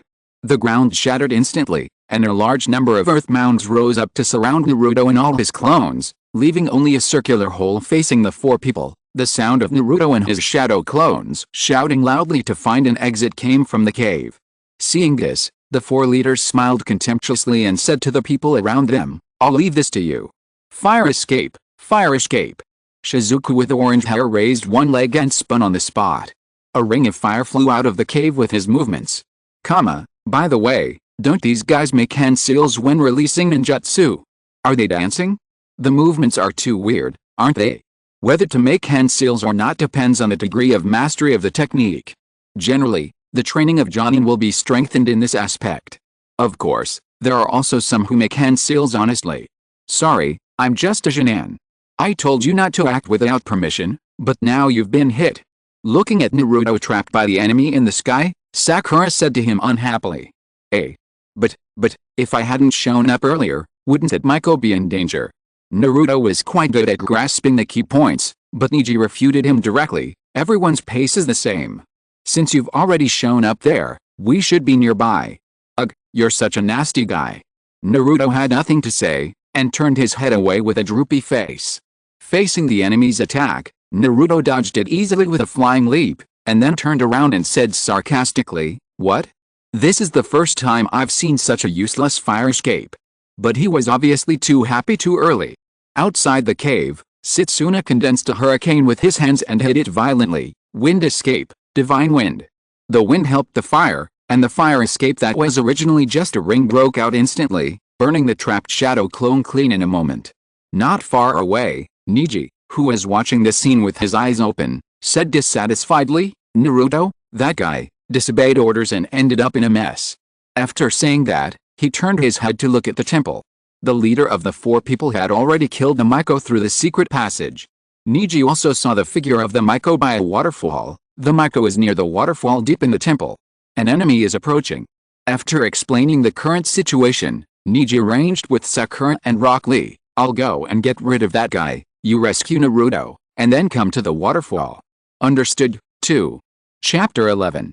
Yitsu, who used the earth escape technique, closed the hole and said proudly, "After taking this technique, there will be no trace left." As soon as he finished speaking, Rock Lee descended from the sky and forced the three people to retreat. Sakura shouted and smashed the earth escape technique that trapped Naruto. What a joke. Konoha whirlwind. In the smoke and dust, Rock Lee quickly stepped forward and fought with the three people. Sakura, who rescued Naruto, also joined the battle. On the other side, Neji also successfully stopped the leader of the four who were about to kill the Miko. The block leader said with a little reluctance, "Is it the companion of that guy just now?" It happened that the strengthening effect applied to the four wore off at this time. Seeing that the situation was not good, the few people hurriedly withdrew from the battle. "Yitsu, find the location of Brother Kyusu," Setsuna said, and with the help of Yitsu's keen sense of smell, the three rushed to the battlefield on the other side. Has the chakra injected from their brother been used up? Is it a little less? They only use those ninjutsu. Most of it should be used to strengthen their bodies. Didn't you see that their appearances have changed? It may also be that the chakra injected is too little. After all, Their goal is just to kill the witch of the demon country. They probably didn't expect to be stopped. 8 trigrams palm. The leader of the 4 was knocked into the air by Niji, so he jumped up and joined the other 3. The 3 people who rushed over hurriedly urged Kusa to replenish his chakra, but Sakura and Rock Lee, who followed closely behind, obviously would not let them have their way. These annoying guys. There's no way to resupply like this. Without chakra, there's no chance of winning. Okay, let's retreat for now. The 4 of them explained the current situation one by one, and instead of taking the risk of continuing the mission, they jumped over the mountain wall and fled. Should we say these people are clear-headed? They are very cautious in judging the combat power of both sides. But when we think about their goal of conquering the world, we feel that they are not normal. The actual combat power of this group of people is not as good as that of an ordinary ninja team. They are completely relying on that arc medical ninjutsu, right? Didn't Wang Quan say that he is a survivor of the last war, so it is understandable that his subordinates are not as strong as they used to be. Wang Quan conquered the world with the power of the monsters, not these people. Please figure it out. Kakashi pointed to the sky and reminded several Shinan in the conference room, don't trust those speeches. You have to judge for yourself which ones are valuable. Kai nodded in agreement, and then said, the strength of these people is still very good, but Niji, Lee and Sakura performed better. I am so moved. Zio Lee clenched his fists with tears. Although she was really happy to be praised, Sakura knew that it belonged to her future self and had little to do with her now. It doesn't matter, as long as I work hard from now on, I will become that handsome one day. Sakura encouraged herself secretly in her heart. What about me? What about me? Naruto pointed at himself and asked Kai. Well, Naruto, you are very youthful. Full of energy, Kai gave Naruto a thumbs up, grinning with his teeth shining. What's this? After the battle, Niji walked up to Ashio and the Miko and comforted them. Don't worry, I'm a Konoha ninja. Konoha? Ashio obviously knew that Konoha would send guards, and she felt a little relieved when she heard that. At this time, the purple pattern like a kaleidoscope appeared in the pupils of the Miko Shin again, and this time she saw the picture of herself as a child. That? What's wrong, Lady Shin? Noticing Shin's strangeness, Asuho asked hurriedly. That, attempted to wake up again. I don't know how Shin interpreted it, but everyone in the ninja world who was looking at the sky curtain knew that what she was talking about was the monster. Why does this Miko's foresight seem to be incoherent and passive? With such restrictions, the value is greatly reduced. She is just a Miko from a small country. You really expect her to have strong abilities. This level is considered good. But doesn't that monster look very powerful? It looks like it looks down on the 5 major countries. It stands to reason that the Miko who conceal it should also be very strong. Tisk. Everyone can brag. I also said that I am evenly matched with a Hokage. What's so great about a guy who can be sealed by a Miko of a small country? Although Shin hated her own power, she was somewhat dissatisfied with being looked down upon in this way. She looked at the sky curtain angrily. These people are so annoying. Everyone returned to the temple again. The Miko Shin met the Konoha group in the main hall. Naruto also appeared in it intact. This is the Miko of the demon country, Shin-sama. The attendant Ashio introduced to the 4 people of Konoha. The people of Konoha also introduced themselves in turn. I am the captain of the 7th team of the Konoha team, Hyuga Niji. I am Rock Lee. I am Haruno Sakura. I am Uzumaki Naruto, please take care of me. Naruto introduced himself carelessly. Sakura, who looked at him sideways, elbowed him in the stomach as soon as he finished speaking to prevent him from saying something inappropriate next. Ha, the way these two get along is really funny. They look quite close. Sakura looked at this comment with a dark face. Naruto, who was originally a talkative person, did not dare to provoke her at this time. Let's not talk about Naruto and Sakura who were arguing below. Niji explained their mission to Shin. We will protect Lady Shin to the sealed shrine. Ashiho on the side also reported to Shin the casualties of last night in a timely manner, especially emphasizing Suzuki, whose death was predicted in advance. Hearing this, Shin responded in a flat and even slightly disdainful tone. Humph, I knew that I was safe now, and those people should be relieved. Hearing Shin's ruthless response, Naruto immediately showed an angry look. Wait a minute. He stood up and jumped in front of Shin, grabbed her collar, glared at her and said, everyone died for you, what's your attitude? Hiss. Although I don't like this woman's condescending attitude, but Naruto just went up and grabbed her collar. Does this count as holding the princess hostage? Well, the situation in the demon country is different from other countries. This doesn't count as holding the princess hostage, it should be holding the daimyo hostage. Isn't that worse? Is this guy really a ninja? He doesn't even have the basic emotional management. Chapter 12. Kakashi shook his head helplessly. Naruto, you should be a little more careful next time. If you don't handle it well, it will become a diplomatic incident and it will be troublesome. Naruto had a different opinion. He pointed at SYNOPSIS on the sky and said angrily, "But Kakashi teacher, look, everyone is fighting for that Miko, but what is she saying?" Although they felt that this was not good for the client, the other people still gave Naruto a thumbs up in their hearts. As for SYNOPSIS, the person involved, she was not very happy. Huh? This Naruto is also annoying. Looking at Naruto's face in front of her, SYNOPSIS' pupils shrank sharply, and the scene of Naruto being backstabbed that she had predicted before appeared in her mind. Naruto, stop it. Sit down. The other three members of Team 7 grabbed and hugged Naruto, pulling him away from SYNOPSIS and sitting him on the ground. SYNOPSIS got up from her seat, pulled Sakura's hand away from Naruto's mouth, and looked at him straight. "What are you doing? Is there something on my face?" Naruto asked SYNOPSIS with a puzzled look on his face. "You will die." A faint voice came out of SYNOPSIS' mouth. "Huh? What did you say? I can't hear your voice, speak louder." Naruto obviously didn't realize the seriousness of the matter. He put his ear close to SYNOPSIS and said aggressively, You will soon be pierced through the chest and die." SYNOPSIS' originally imperceptible voice gradually became louder under Naruto's urging, and he said loudly in an obviously angry tone. What? Why do I feel like Naruto has been cursed by the Miko because he touched the Miko? It's just a coincidence. Did the Miko predict Naruto's death before this? This guy speaks the same tone to everyone. He talks to the Hokage without any respect, and he talks to the Miko who represents the head of a country in the same way. He is too straightforward. The scene changes to a reception room in the temple. Naruto complains to several people in dissatisfaction. "Why do you have to protect that kind of guy?" Ashiho, who is waiting beside him, respectfully apologized to Naruto. "Please forgive me. Lady SYNOPSIS occasionally predicts people's life and death like that." Predict. The four people became interested in this unique word and said in unison. Ashiho stood up and looked at Naruto, saying calmly, "But please don't mind." "What? You've never calculated it correctly." Hearing what Ashiho said, Naruto immediately showed a nonchalant expression, but Ashiho immediately denied it. "No, it's been 100% accurate so far." "Is that so? How can it be possible to predict?" As Naruto spoke, it seemed that he just realized what Ashiho said.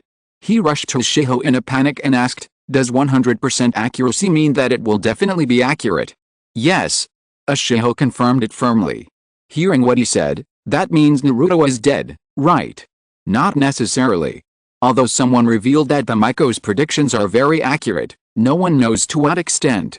I think Naruto will not die. Don't you think the picture on the sky is very similar to a movie? If it is regarded as a movie, then Naruto is undoubtedly the protagonist of this story. How can the protagonist die? This speculation is outrageous.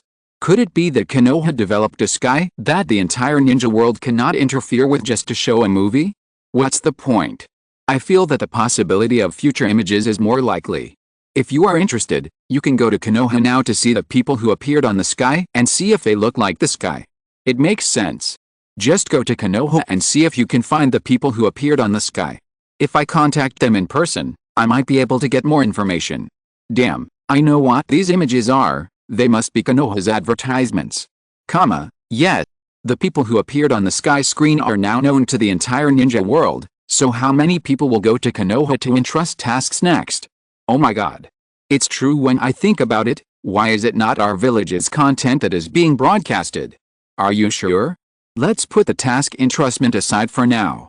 Konoha has inexplicably leaked a lot of information, and someone has been blaming the sky screen for them.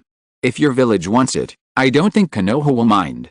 Oh, forget it. It feels like the disadvantages outweigh the advantages. Naruto, Sakura, Neji, and Lee looked at each other, and the content on the bullet screen reminded him they are now famous in the whole ninja world. Sasuke and Tenten were a little unhappy about being excluded, but they didn't say anything. Only Kakashi, who was used to slacking off, felt something was wrong, because there might be endless tasks assigned to them next. When he thought of this, his eye turned white. Looking at Ashio's calm expression, Naruto asked angrily, "Didn't you just say don't care? I mean, even if you care, it won't help." Ashio seemed to have no idea about the atmosphere and directly sentenced Naruto to death. Xiaoli on the side couldn't stand it anymore and couldn't help but said, "You are not comforting him at all." Sakura didn't take the prediction seriously and said to Naruto jokingly, "It's okay, Naruto, just die once, then maybe your stupidity can be cured." Sakura. Even the thick-skinned Naruto couldn't accept this topic. He shouted at Sakura and then emphasized to the others, "Listen, I absolutely don't believe in prediction. I want to become Hokage. How can I die before that?" Naruto's companions don't seem to react to his death. Their relationship is actually very bad. No, even if I heard such a thing, I wouldn't believe it immediately. I might even think it's a lie because it's too outrageous. Premonition must be fake. It must be this witch cursing me. Naruto muttered to the sky, and the others looked at each other helplessly. Because of the third-party perspective, they will not take the prophecy lightly like the one on the sky screen. Although Naruto appears to care a lot, he is actually the one who takes the prophecy least seriously. Chapter 13. Shianmu mentioned repeatedly that Naruto would die. Minato Namikaze in the belly of the god of death frowned and thought, the great toad sage also has the ability to predict, and both Fukasaku and Shima have said that the prophecy will come true, but the witch's prediction seems to be different from that of the great toad sage. There may be a way to change it. Besides, at the critical moment, Naruto still has the power of the nine tails in his body. If it doesn't want to die, it must protect Naruto's safety. Thinking of this, Minato Namikaze asked the Yinji Uwai in his body, "What do you think, Jiu Lama, if Naruto is in danger, will the other half of you save him?" Humph. A cold snort sounded, and Yinji Uwai replied maliciously, "Who knows, after all, I am a collection of hatred, and I might help the monster called Wulian to kill your son." Hearing this, Minato Namikaze smiled, "You are obviously not that kind of character. Why do you always act like this? Didn't you tell me your name, Jiu Lama?" Humph. Don't be too optimistic, it's not me who is sealed in that kid's body. As long as its hatred is not resolved one day, then Naruto can't be safe. Yinji Uwai ignored Minato Namikaze after he finished speaking. Minato Namikaze looked at the sky and sighed helplessly. He had no choice but to choose to believe Naruto.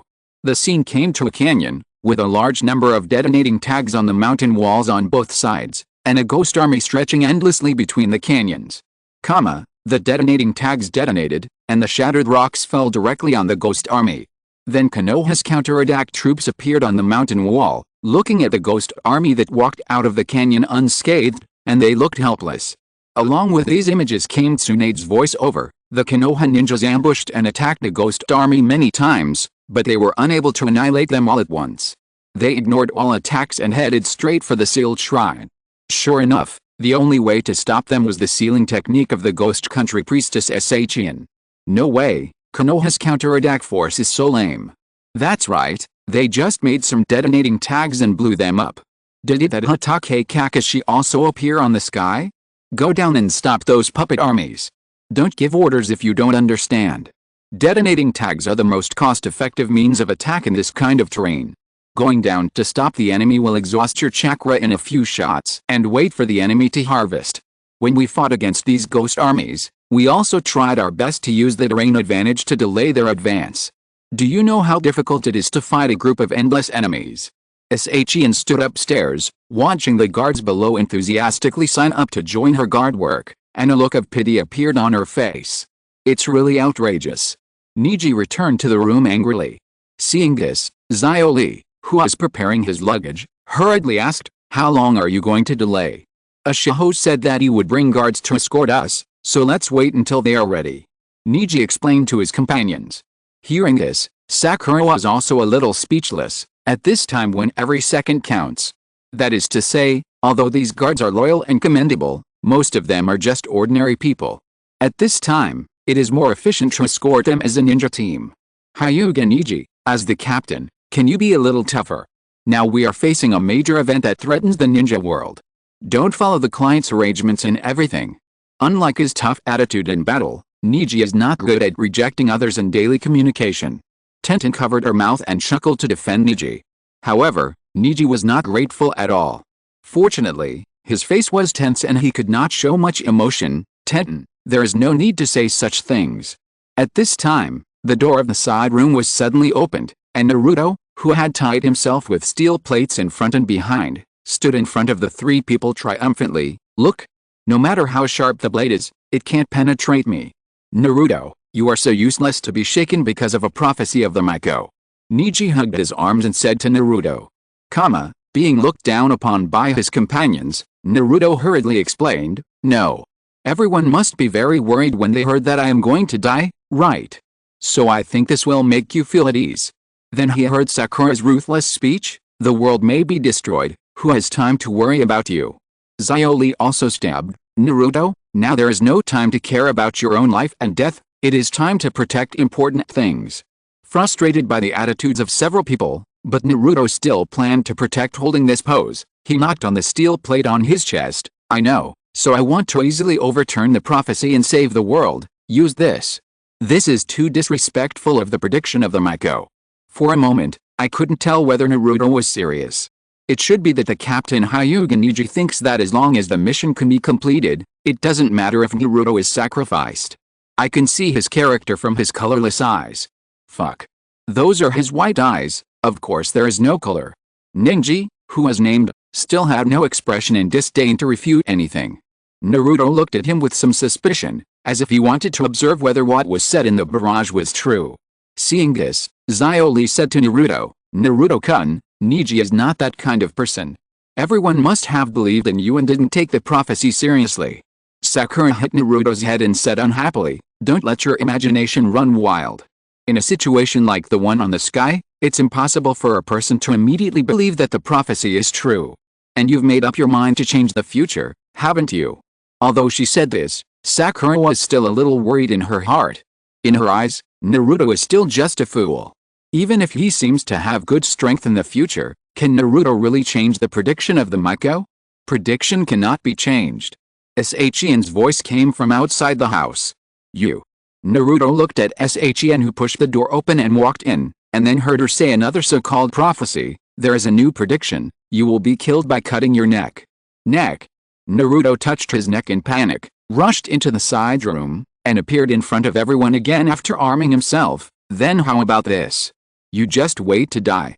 Shien pushed Naruto, who was wrapped tightly all over his body, down with one finger, and then turned to the others and said, ninjas, let's go, follow me. Only Naruto was left struggling on the spot and unable to get up. Chapter 14. Led by Shien, the Konoha people came to the waterfall behind the temple. Naruto, who was walking in front, couldn't help but say when he saw the scene in front of him, isn't this a dead end? This is where the shrine maidens bathe their bodies. There is an escape route inside. Shien explained while walking towards the waterfall. How about this, leave Ashio and the others behind. Niji and the others followed her. Shien replied willfully, I am the shrine maiden of this village. I can leave the followers behind if I want. The group began to set off in the direction of the swamp country. Shien, who was carried by Sakura, did not forget to express her riding experience, it's really uncomfortable to sit. Your body doesn't look like a woman at all. Damn it.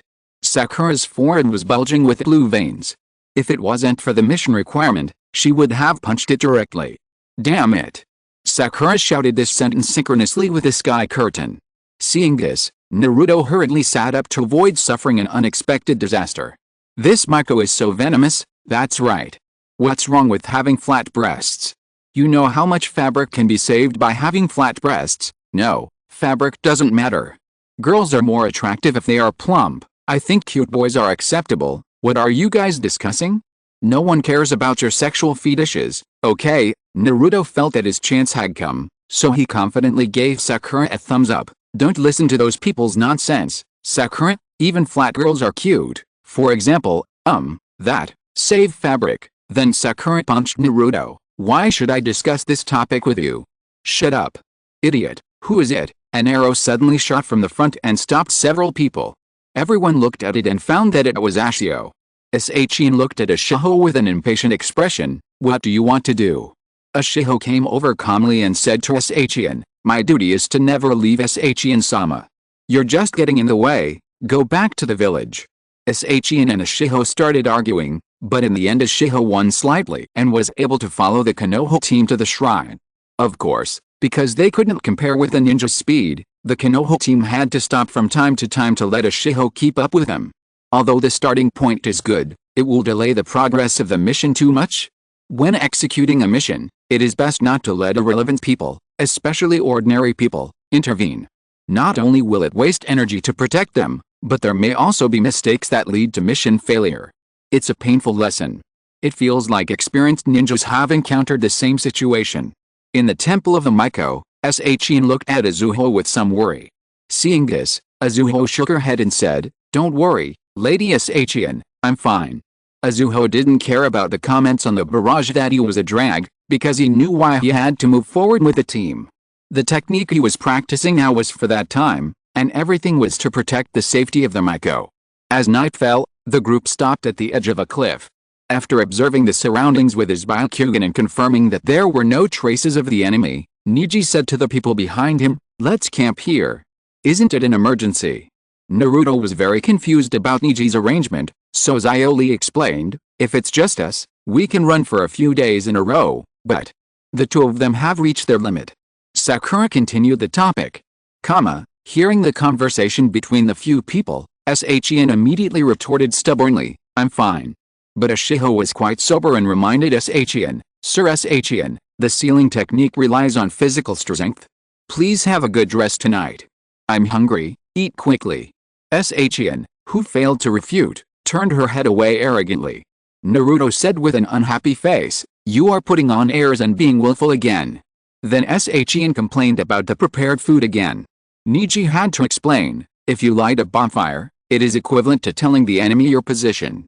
However, Shin did not intend to listen to his explanation and got up directly, I'm going to sleep. The more I look at it, the angrier I get. This Miko reminds me of some stupid clients before. That's right, she obviously doesn't know anything, but she takes the identity of a client to point fingers at us, damn it. Don't you look at what the Miko is like, what's wrong with making things difficult for a few ninjas? Noble, huh? Naruto was also annoyed with this Miko at this moment, what a disgusting Miko. Several people of the same age in the conference room had similar feelings, but Kakashi and Kai would not think so. Even Kakashi vaguely guessed the reason why the Miko would develop such a character, the power that makes people feel afraid. The familiar bell sound rang again, and Shin, who was originally sleeping, suddenly opened her eyes. Purple kaleidoscope patterns bloomed in her eyes, and then the picture that appeared in her mind was the picture of herself bleeding from the corner of her mouth and falling to the ground and dying. The prediction ended, but Shin's face did not show much panic. She looked at the three guards around her and looked at the sky, wondering what she was thinking. On the edge of the cliff, Naruto came to Asaho and asked about the prediction hesitantly. Knowing what Naruto wanted to know, Asaho did not tease him and said directly, Sir Shin only predicted the life and death of the people around him. Even if you know you will die in advance, you can't avoid it. Naruto asked hurriedly, yes, no matter how hard you rack your brains, the fate of death cannot be changed. It's just that most of the people who predicted it are willing to die for Shin-sama. If these people do not match the prediction and survive, Shin-sama should have died. Hearing what Ashiho said, Naruto's face no longer had the panic when he was predicted to die at the beginning. He listened to Ashiho's story calmly. Recently, even the people in the village have begun to fear Shin-sama's predictions, and many people have even retreated. Although I don't know whether the prediction will continue to work, it may depend on the mood of the people who were predicted. Is that so? Naruto sighed, and some memories flashed in the sky. Naruto sat alone on the swing and watched other children playing, and there were scenes where children avoided Shin and dared not contact her. I understand that Shin was rejected by everyone, but why did Naruto? Why does he look like he feels the same way? Because that guy is that one. Which one? Can you stop talking halfway and be more straightforward? How? You're trying to get information from the sky again. We can still analyze something from the picture on the sky.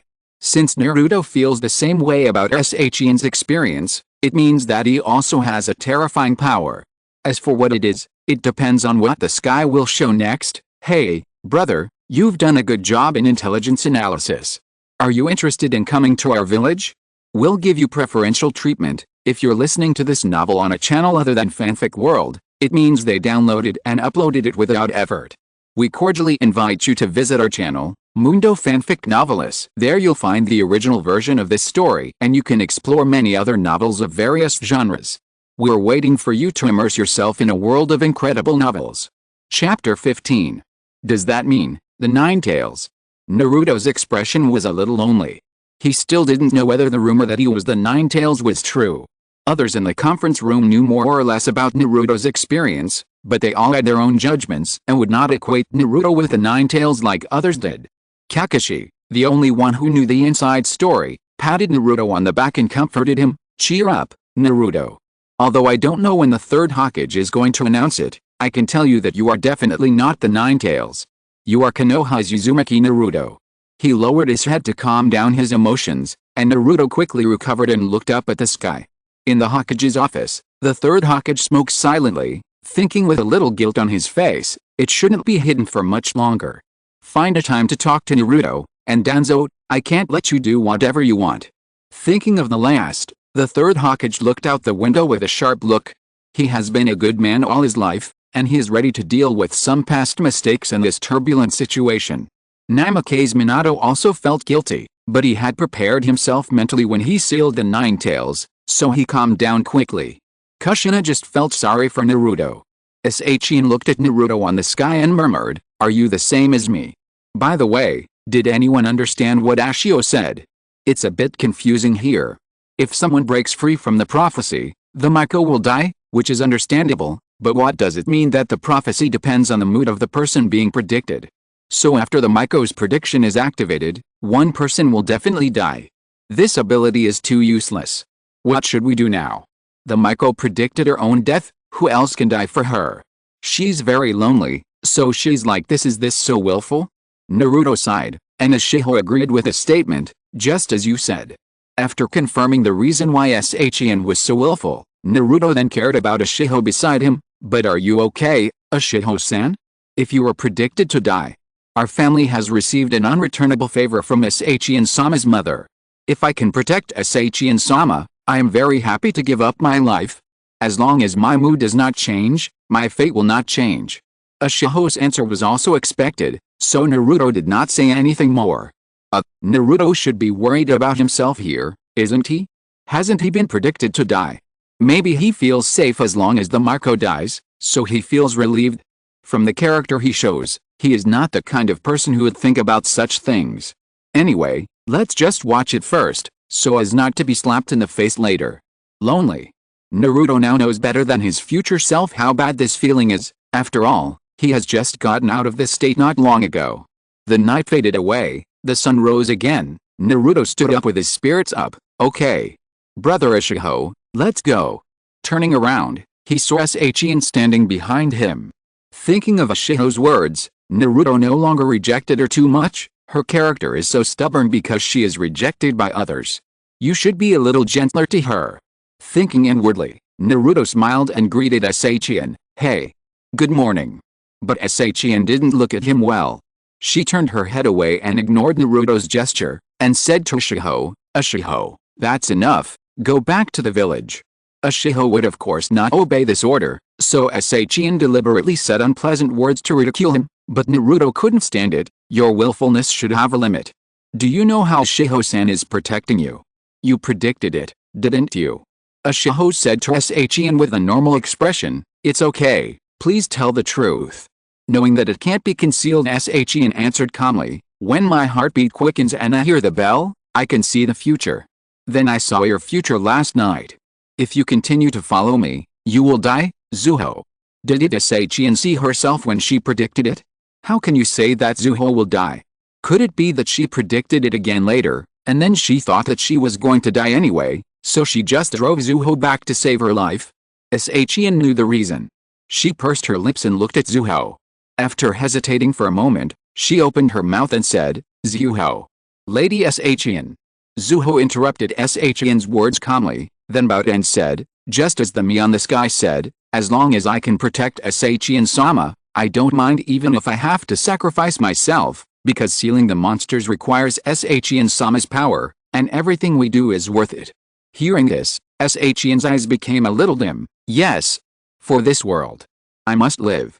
The group continued on their way, and Ashio's figure had disappeared from the screen. Ninji changed the route and went forward by water, but Shin thought this road was too dangerous and kept struggling behind Sakura. Several people had to stop and listen to Ninji explain his tactics. This route to the swamp country has abundant water sources, and the enemy's linked attacks are centered on fire escape. As a teammate, Xiaoli knows Ninji best and immediately understood what he meant. I see, no matter what kind of fire escape technique is used to attack, you can use water veins to counterattack. Shin-sama, if you pass this place, the sealed shrine is just around the corner. Please be patient for a while. Ninji's words were quite pertinent, and Shin had nothing to say. Seeing this, Ninji emphasized the mission again. This mission is mainly to protect important people, pay attention to strengthening defense, and prohibit arbitrary behavior, especially Naruto. I know. Naruto made a careless promise, and then asked with a confused expression, by the way, what does poison rice ball first mean? What? Shin turned her head and looked at Naruto for a moment, and after confirming that he was not joking, she concluded, your companion is an idiot. Yes. Sakura reluctantly confirmed, puff. No wonder the front completely disobeyed orders, this guy doesn't even know what arbitrary behavior means. How do you take cultural courses in Konoha? I understand why only this guy is still a Genin, he must have failed the written test. Ha ha ha. Naruto seemed to have said before that he wanted to be a Hokage, but he can't be a Hokage with this level of education. Having his weakness clearly pointed out, Naruto immediately argued with sweat all over his forehead, don't underestimate me, I'm not stupid. Being arbitrary means, that's it, being alone, to cover the rear, to act exclusively. Yes. That's what I mean.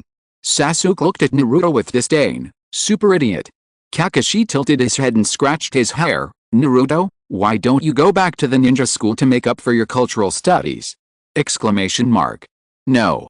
No. Chapter 16. Just as they were talking, a white line extended along the water flow toward them. When they looked closely, they found that it was actually a huge water dragon. Without thinking too much, it was definitely an attack from the enemy. In this situation, Shin couldn't help but complain, it's not fire, but water attack. Your judgment is too outrageous. This kind of thing is irrelevant, let's go. Go to a higher place. Ninji hurriedly ordered everyone to move towards the cliff. I guess that you are going to escape inside. Shizuku, who was controlling the water dragon in the distance, said in a tone that she had expected it long ago, and the attack followed closely and continued to approach the group. Escaped to spacious flat ground, Ninji and the other four protected Shin in the middle. I don't know which direction the attack will be launched from, surround Lady Shin first. At the critical moment, Shin was still complaining about Niji's tactical arrangement. Really, where's the advantage of abundant water resources? I thought the most reliable Niji was just like this, the future is worrying. Damn, my blood pressure is rising. If willfulness is a personality disguised by childhood experiences, then a sharp tongue must be my nature. Sometimes, disguises for a long time will inevitably be mixed with a real personality. After all, they are not robots. How can they be so stubborn? Can you divide yourself into two completely different people? Sure enough, can you change the nature of chakra, so that there's more choices in tactical arrangements? I want to study it, but remember to do it. The response came over who Sasuke said. Sasuke. You guy. You should have a guy who manipulates the dragon. Baiyan quickly found the enemy's trace. Found, there are two people on the cliff.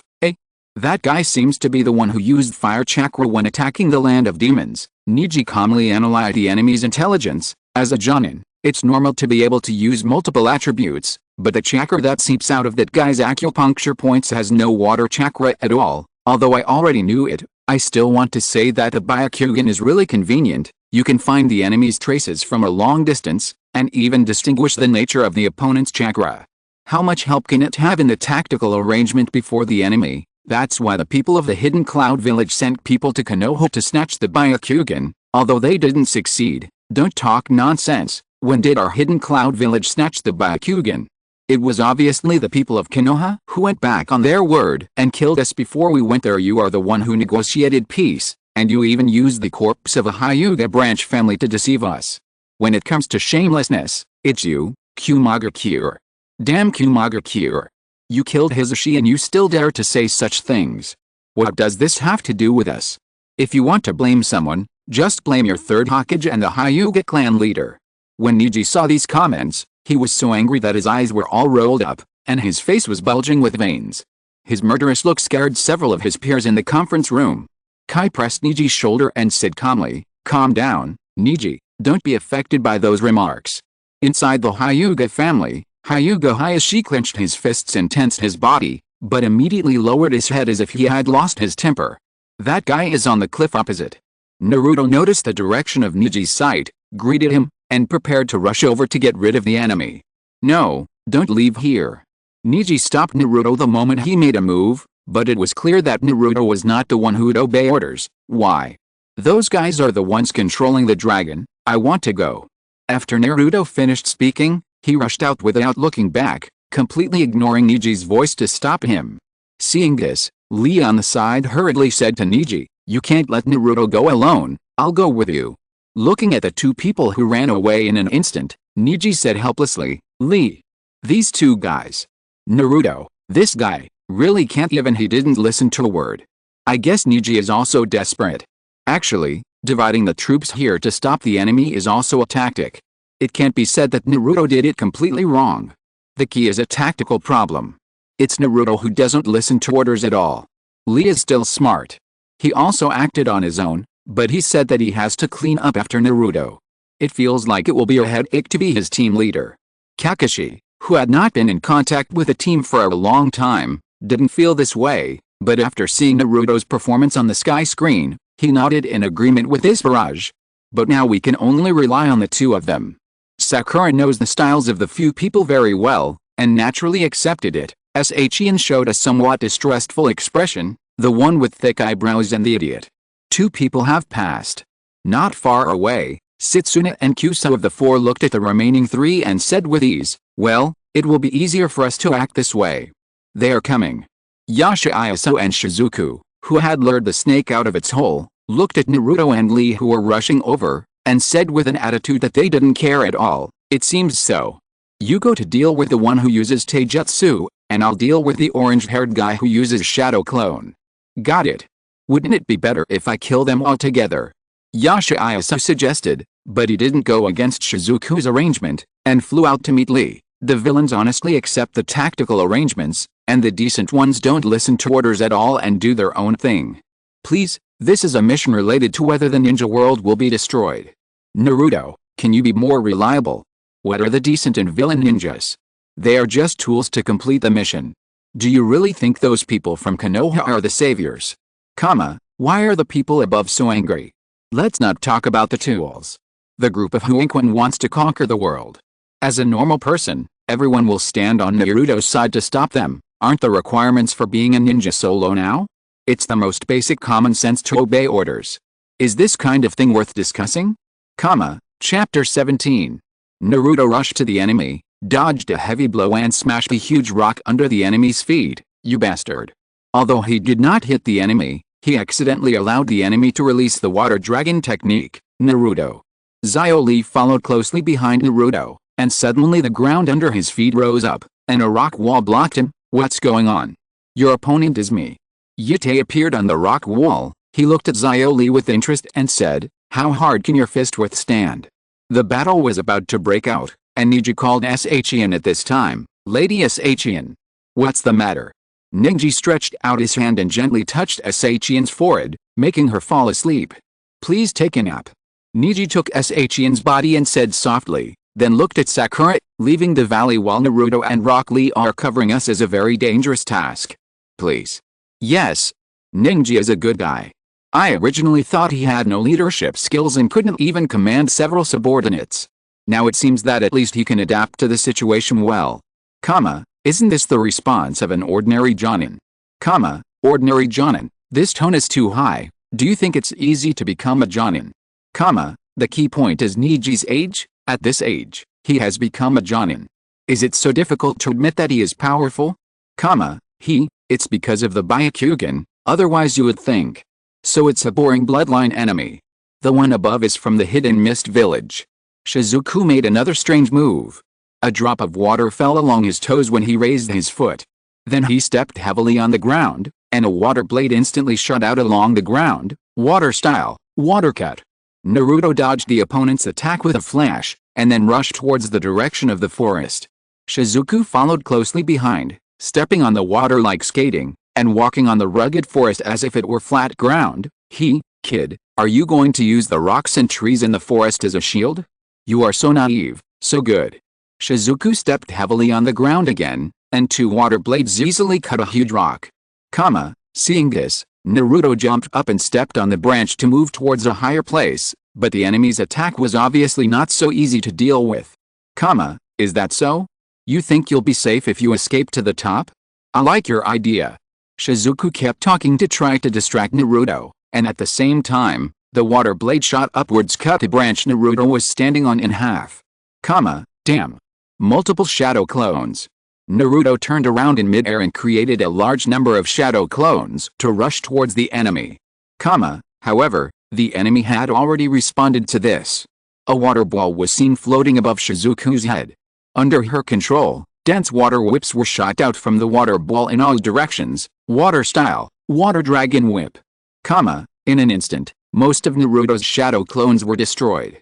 Naruto's shadow clones don't seem to have any effect.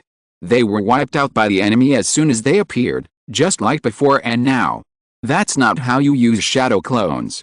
This is the first time I've seen shadow clones used as cannon fodder. Naruto's tactics won't be to tire the enemy to death in this way. In this case, it should be Naruto himself who is tired to death. Naruto snorted disdainfully after seeing this. I won't be tired. Seeing Naruto's attitude, Kakashi, as a guiding jonin, had to remind him, Naruto, even if you are not tired, you can't waste chakra like this.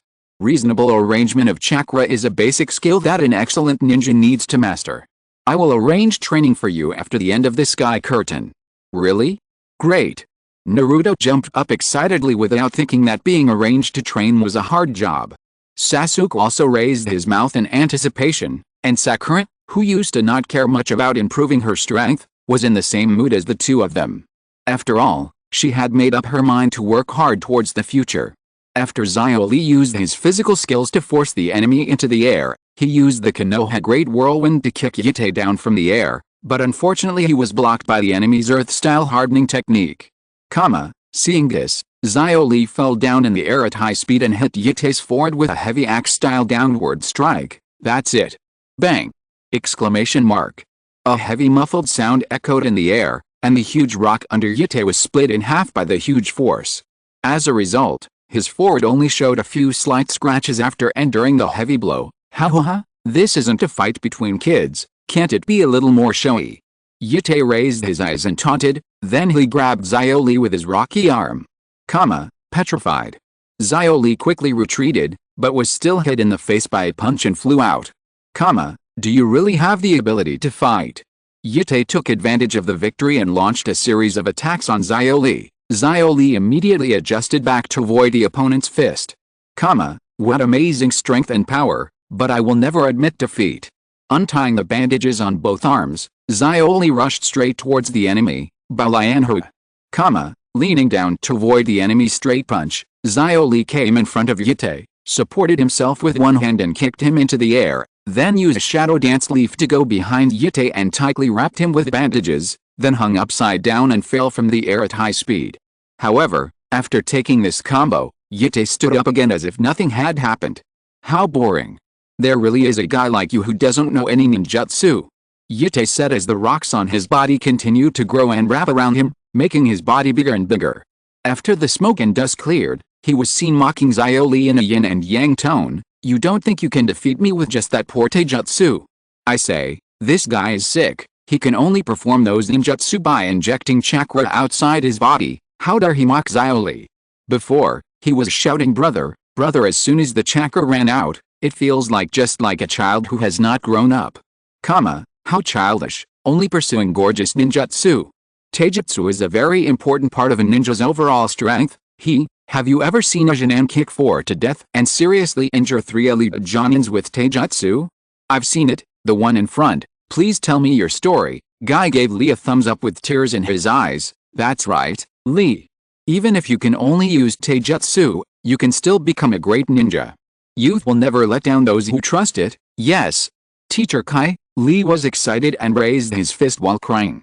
Although they have seen the two of them acting funny many times, the 3 members of Team 7 still couldn't help showing subtle expressions. Is there anything worth crying about here? And Niji and Tenten, who are used to it, did not change their expressions or movements at all. Chapter 18. Are you saying that my Taijutsu is ineffective on your body? Xiaoli asked Yite, dodging his attack. Yite kept belittling Xiaoli while attacking. I don't know who your master is, but he must be a mediocre person. Although the body covered by rocks was very heavy, yet his speed was not as slow as expected. Xiaoli was hit and sent flying again. Lying on the ground, Xiaoli's voice gradually became angry. It's okay to say bad things about me, but if you say bad things about Teacher Kai, I will never forgive you.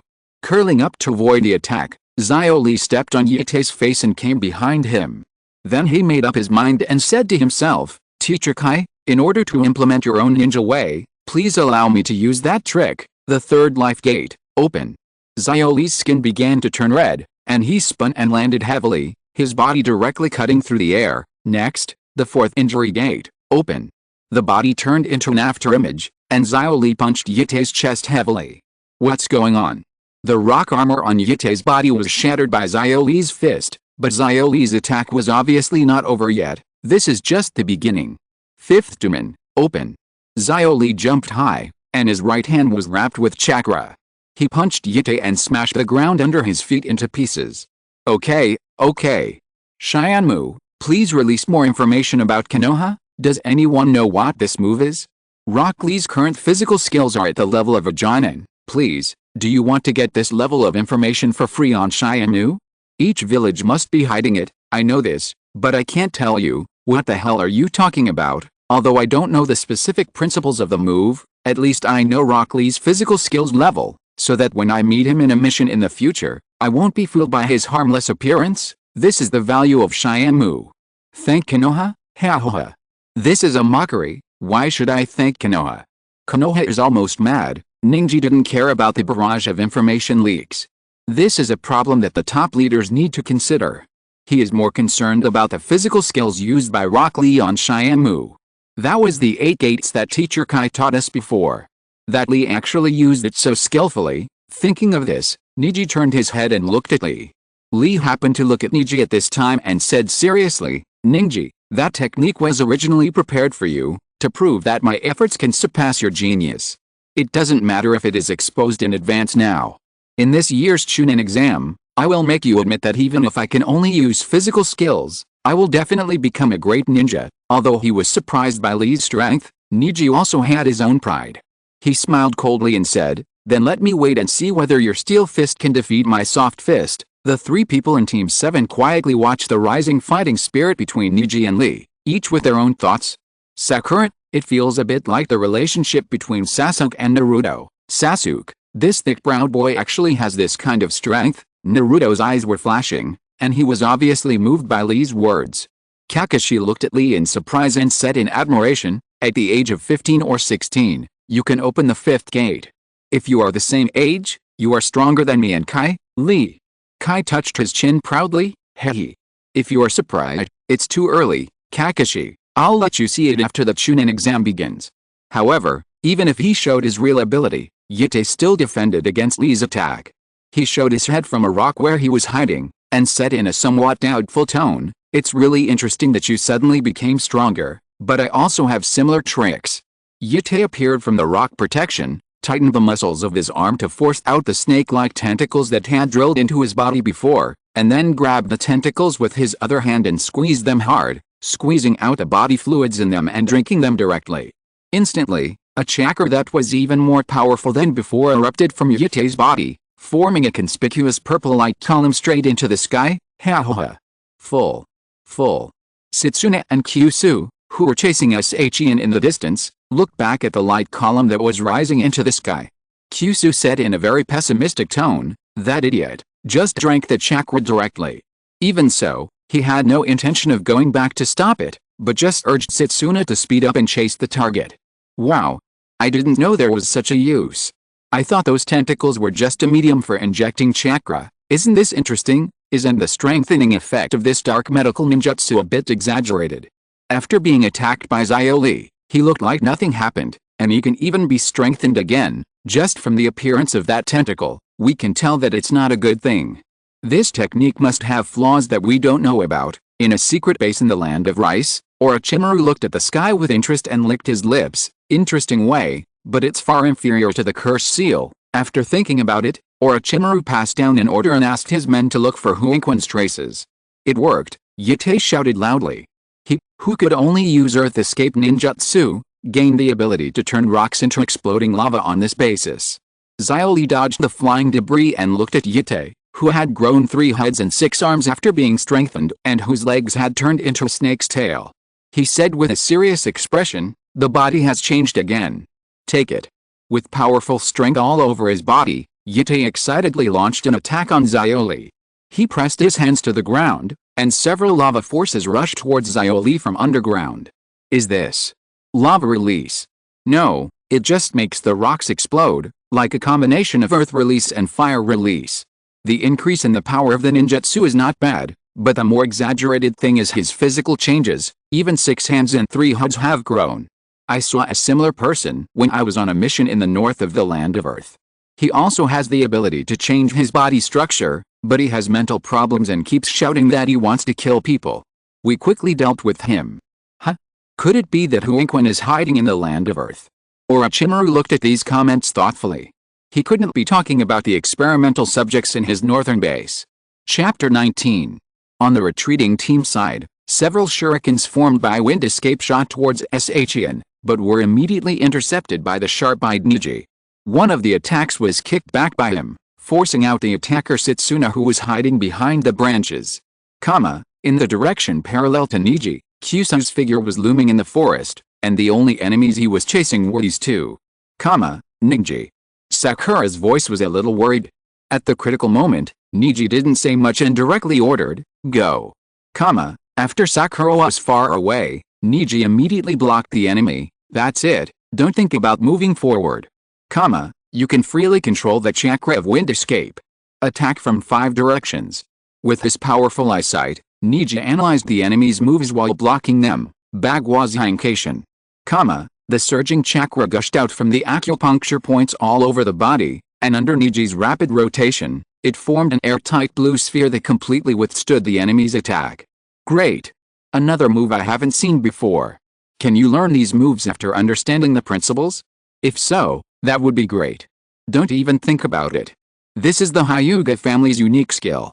It can only be formed with their Byakugan. Hyuga Hayashi looked at Shianmu in surprise. You learned Kaiten by yourself without any guidance? That kid's talent is probably better than Hanabi. In the meeting room, Sasuke glanced at Nisi, and seeing the other parties in different appearance, he clenched his hands under the table tightly. I wonder if the great fireball technique can break his defense. Sasuke simulated a battle with Nisi in his mind, but even considering the premise that Nisi has not mastered Kaiten, he felt that the chances of winning are slim. In terms of close combat, he would probably not be able to get any good results before opening the Sharingan, and long-range attacks would probably not work against the Byakugan, whose insight was comparable to that of the Sharingan. The only chance he had was the strongest ninjutsu he had mastered at the moment, the great fireball technique. The more Sasuke thought about it, the more annoyed he felt. He also graduated from school with the first place, but the future Neji was showing off his skills on the sky screen, while he might have already sacrificed himself. The most important thing was that he probably had not yet succeeded in revenge. When he thought of this, Sasuke's face became gloomy, and Sakura, who had been watching him, showed her worry. It's really amazing, but how much chakra can you have to resist my attack? Setsuna followed Neji and continued to attack. Neji, who was in midair and had no choice but to use Kaiten again to defend himself. Back to Xiaoli's battle, he dodged the continuous explosion attacks with the extremely fast speed after performing the 8 gates. Although Xiaoli was not hit, Yattei was very satisfied with this situation. Yahohahoha.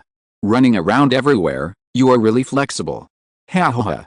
Fortunately, Yite still retained a bit of rationality and knew that his enhanced state could not be maintained for a long time, so he did not let up. He pressed his 6 arms on the ground at the same time, and more intensive explosions occurred on the edge of this cliff. So in this case, what about it? Ha ha ha. Destroy everything. The excessive attack finally broke the rocks under their feet directly, and Xiaoli and Yite fell down and fell towards the forest below. During the fall, Xiaoli made a desperate decision, and at the same time recalled some past scenes in his mind.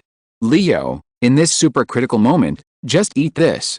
A man with thicker eyebrows handed a chocolate ball to Xiaoli. Such thick eyebrows, who is this guy? Is he Rock Lee's dad? Ah, might guy, Konoha's Jonin, good at taijutsu, pretty strong. Asshole. Don't leak our village's information casually. Sorry, Konoha, if you have the ability to get rid of the sky curtain. If you can't, don't blame others. Damn it. I just looked up some information. Rock Lee's moves should be related to the 8 gates.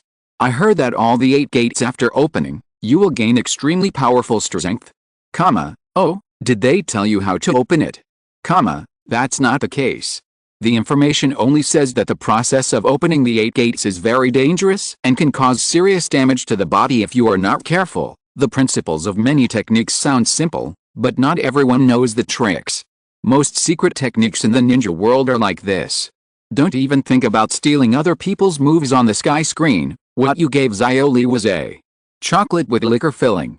Kakashi looked at the sky, and after careful confirmation, he whispered to Kai beside him. Unexpectedly, after hearing Kakashi's question, Kai instantly showed an expression of seeing a ghost, took a breath and said, hiss. It turned out to be the forbidden move. Kai's loud voice instantly attracted Xiaoli's attention. He excitedly said to Kai, what kind of forbidden move is it? Has my future self learned a move stronger than the 8 gates from teacher Kai? Nixie and Xianshan, who had experienced Xiaoli's drunken madness, sweated on their foreheads. The two looked at each other and said to Kai in unison, Teacher Kai, please take Lee to a place where no one is around before teaching him this forbidden move. Exclamation mark. Kai nodded with a secretive look on his face.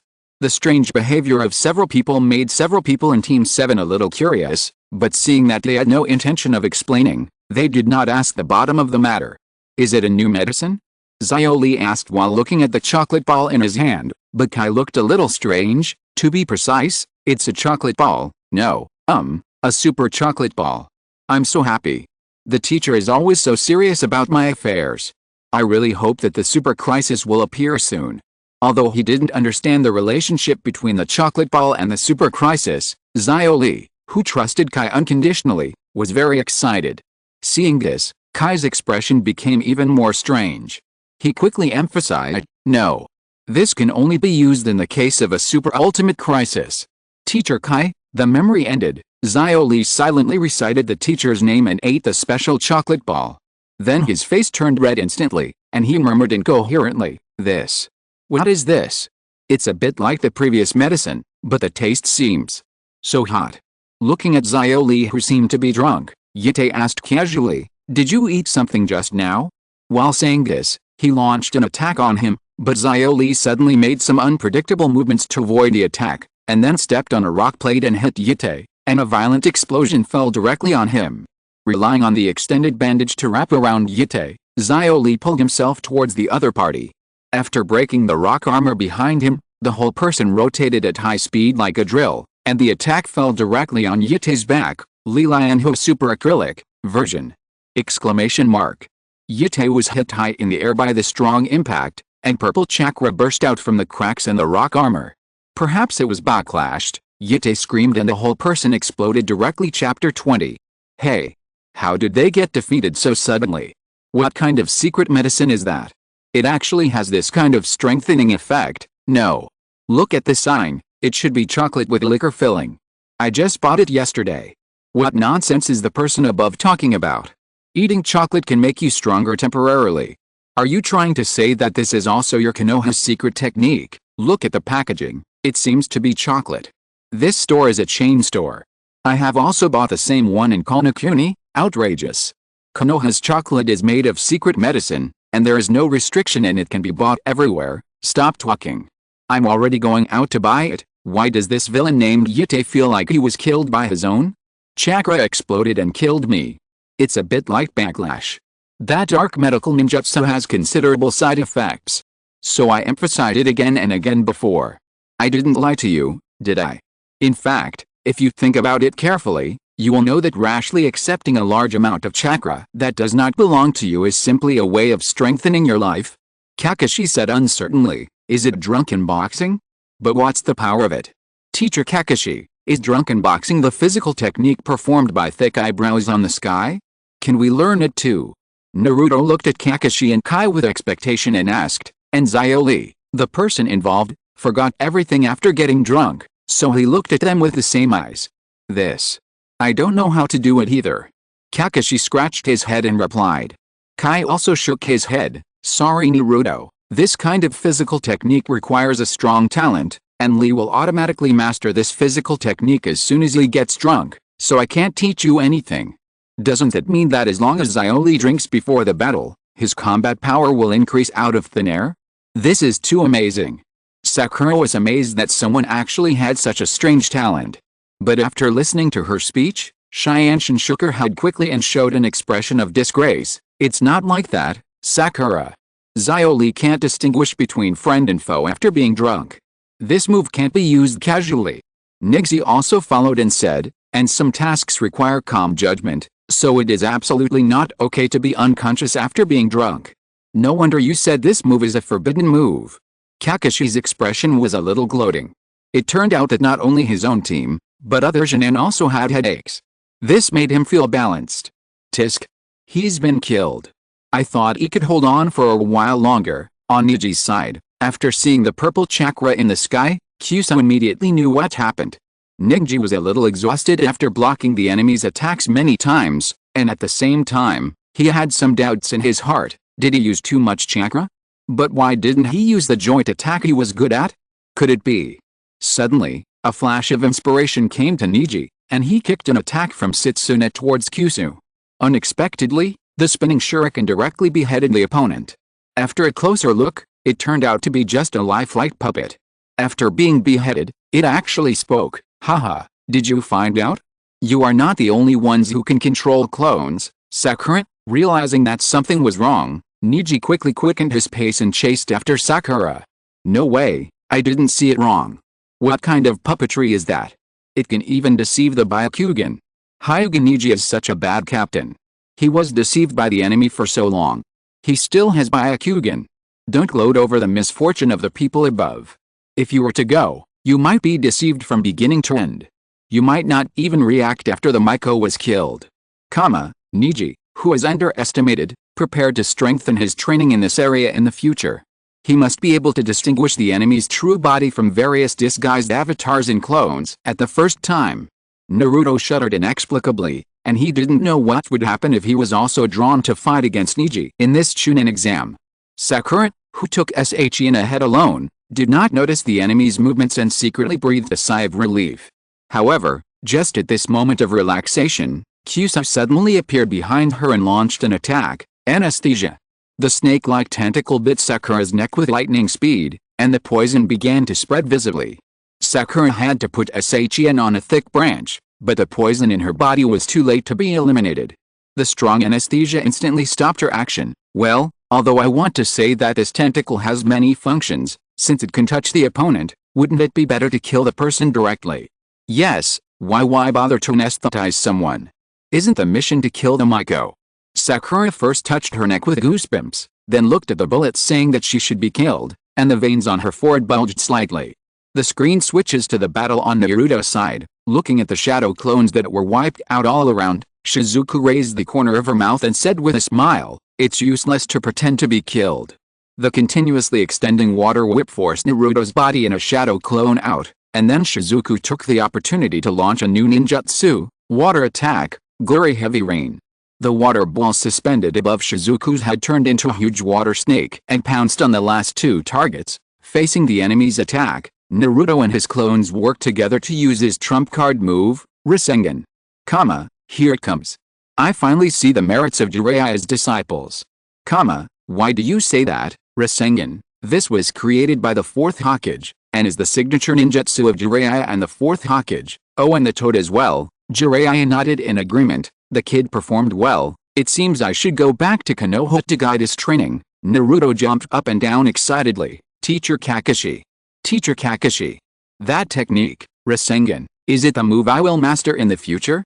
It looks super cool. After finally calming Naruto down, Kakashi said, okay. Don't get too excited, Naruto. If nothing unexpected happens, Master Jiraiya should be back soon, and then let him guide you in your training. Really? Exclamation mark. Looking at the smile on Naruto's face, Sasuke felt more and more depressed. It was okay for Neji, the chief, but now even this last one has various highlights. And judging from the situation, the village should arrange Jiraiya, one of the three ninjas, to guide his training. With the guidance of a famous teacher and the determination of the future development direction, it is hard to imagine how much his strength will be improved. Kakashi noticed Sasuke's tense body and thought about it and roughly understood the reason. It seems that I have to start guiding his training in advance. I originally wanted to wait until the Chunin exam to arrange it. Chapter 21. The water snake was directly penetrated, and Naruto rushed straight towards the enemy, so Shizuku controlled the water flow again, and the water spikes extending from the water snake shattered the two Narutos into smoke. They were both shadow clones. Shizuku was caught off guard by Naruto's tactics, and saw Naruto's real body holding a Rasengan emerging from behind him. The Rasengan hid him, and Shizuku, who was hid into a ball of liquid, screamed, I lied to you. Ninjutsu, water substitute, part of my body can be freely liquid, kid, you can't beat me like this. Shizuku, who turned into liquid, easily dealt with a shuriken thrown by Naruto. This looks like the Hazuki clan. That's wrong. This guy got his water attribute chakra from that dark medical ninjutsu. It can't be from the Hazuki clan. That's some kind of secret technique. It's so similar to Hazuki's water transformation technique. Although Wang Quan's subordinates are not very strong, they have come up with a lot of tricks with the strengthening. We just increased our attention on Wang Quan. There should be more people in the ninja world searching for Wang Quan now. I heard that the black market has issued a bounty. You are the one. It's useless to just run away. Naruto had no idea how to deal with the liquefied Shizuku. Shizuku, who thought it was almost time, confessed to him directly, it's about time to tell you. Our mission is just to get you away from the Byakugan kid. Oh no. Naruto realized it belatedly and finally reacted. He ended the battle and rushed towards Neji. Shizuku did not stop him, because he felt that as long as the Shrine Maiden died, Wang Quan, who was helped by the ghosts, would definitely unify the entire world, and there was no need to waste energy here. Speaking of which, this group of people believe that the power of ghosts could destroy the world, so how strong is the power of ghosts? It's mainly the ghost army. The immortal army can drag the entire ninja world to death, and only the Shrine Maiden of the Demon Kingdom can seal the ghosts. I still don't believe that the entire ninja world can't find a second way to seal or even eliminate the ghosts. At least I don't think the ghosts can stop the dust escape of that Tsuchikage-sama. That's right, there are so many famous ninjas in the ninja world, how can a ghost who has never been heard of come to act arrogantly? Uchiha Madara in the Pure Land sneered and looked at the sky. Now in the ninja world, all kinds of jumping clowns have come out to act wild. It seems that they are developing. You have to clean it up before you use the infinite Tsukuyomi. In a certain base of the Akatsuki organization, Uchiha Obito looked at Black Zetsu and asked, what do you think of this demon? Black Zetsu did not hide it. As an old antique who has lived for who knows how many years, there are few things in the ninja world that he does not understand. It's no big deal. It's just the negative consciousness split from the first generation of the Witch of the Demon Country. It just has a stronger vitality by absorbing negative emotions. Compared with the tailed beasts, it is not worth mentioning at all. Is that so? Hearing Black Zetsu say this, Obito did not doubt anything. After all, the old leader had done a lot of research on history, so it was not surprising to know these things. He lost interest in the demon and quietly watched the sky to pass the time. In the meeting room of the Hokage building, Naruto looked at himself on the sky screen with some dissatisfaction, unable to do anything to the enemy. Damn it. If I knew fire escape, I would just burn that guy to death with a fire. After complaining, Naruto said to Kakashi, Teacher Kakashi, why don't you teach me some fire escape ninjutsu? Kakashi was quite helpless with Naruto's thoughts. You don't need me in this regard.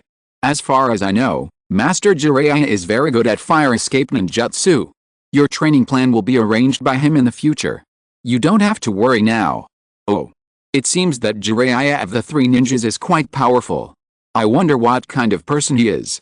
Naruto said expectantly, and by the way, he imagined the image of Jiraiya as a burly man in his mind. The antidote fell off her hand, and Sakura, who was paralyzed all over, fell from the tree and was caught by Neji, who rushed over. After placing Sakura as quickly as possible, Neji stepped on the tree trunk and rushed to Kusa to save Shin. On the branch, Kusa looked at Shin proudly, unbuttoned his clothes with his snake-like tentacles extending from his body, and then pulled out a scalpel from the inside of his clothes. Dark medical skills. Start the operation. Huh? What's going on here? Aren't we going to kill the Miko? Is it to get something from the Miko? The sealing power or something? I didn't mention this before, not even a hint. No, the key now is the Miko is in danger. Neji, stop her quickly. Carrying the drunk Lee on his back, Naruto found Neji and Sakura. I'm glad you're okay. I was so worried. I don't know what thick eyebrow drank, but he became confused. Naruto looked at the two and breathed a sigh of relief, but after he finished speaking, he felt that the atmosphere was a little wrong. Why do you look so solemn? What's wrong? Well, where's Shin? Neji and Sakura didn't reply, and Naruto knew why they showed such expressions, because Shin, who had closed her eyes and had no breath, was lying in front of him. How could it be like this? Naruto murmured in disbelief. Sakura also added at this time, it's useless to use any means. Naruto, who couldn't accept the current situation, rushed to Neji and grabbed his collar and asked, Neji, what are you doing? Haven't you been protecting that guy? Don't leave Shin, that's what you said. Why would it turn out like this with you by my side? Say something to me. Listen, Naruto, listen to what you are saying. What a great way to turn the tables. As long as I criticize quickly, others will not be able to criticize me. Naruto must be so excited because he trusts Neji's ability. In the final analysis, it's because Naruto acted on his own. Since he trusts Neji, he should just listen to his orders. No, the Miko is really dead, so is the mission failed now?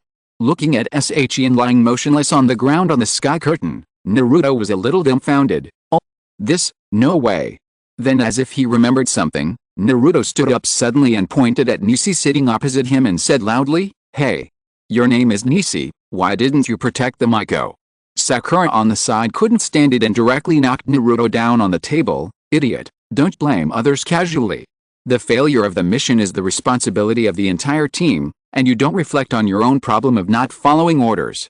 Xiaoli nodded in agreement. That's right, Naruto-kun, although you and I both went to intercept the enemy on the sky curtain, it was ultimately because you left the Miko without authorization that this result occurred. What did you say? Neji closed his eyes helplessly and turned his head away. You two are obviously the same, okay. In the Temple of the Kingdom of Demons, Shin looked at the sky curtain with some sadness, then glanced at Asho below, and thought of what he said before, lowered his head and said nothing. If you're listening to this novel on a channel other than Fanfic World, it means they downloaded and uploaded it without effort. We cordially invite you to visit our channel, Mundo Fanfic Novelis. There you'll find the original version of this story and you can explore many other novels of various genres. We're waiting for you to immerse yourself in a world of incredible novels. Chapter 22. Enough. A familiar voice interrupted Naruto's questioning, and Shin walked out from the shadows under the tree nearby. Naruto was confused for a moment, and then he heard Shin with lowered eyebrows calmly say, the one who died was a Shiho. Neji explained that he had separated from them before because a Shiho planned to take another route to the shrine, and then Sakura, who knew the whole thing, began to tell the whole story. The scene came to Sakura's memories. On the way of retreating with the unconscious Shin, Sakura met a Shiho who was performing the secret technique of the demon country, the shadow mirror body transformation. This is a technique that can only be performed once in a lifetime, and after the transformation, it cannot be changed back to the original state. In this way, a Shiho replaced Shin and bore the fate of death. I see, so what the Miko saw in her prediction was actually the transformed Ashio. There are a lot of secret techniques in the ninja world, and this kind of effect is just common. The people who were arguing in the meeting room stopped, and Naruto cried as if he had changed his face. Woo woo woo woo, Brother Ashio, you are so pitiful. Big idiot.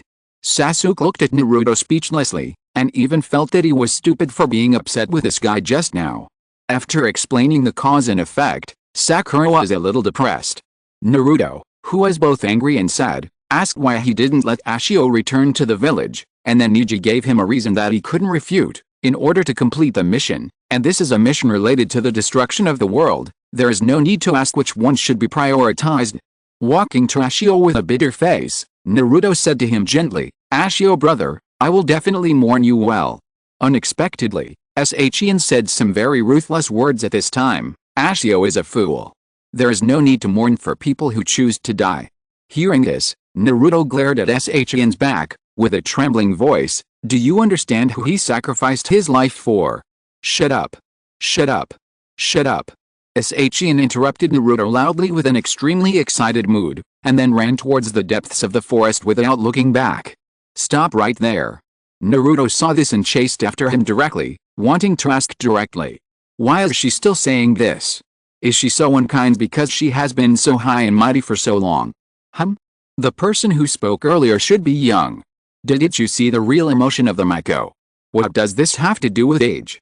What I'm talking about is that she said such heart-wrenching words after the people around her sacrificed for her.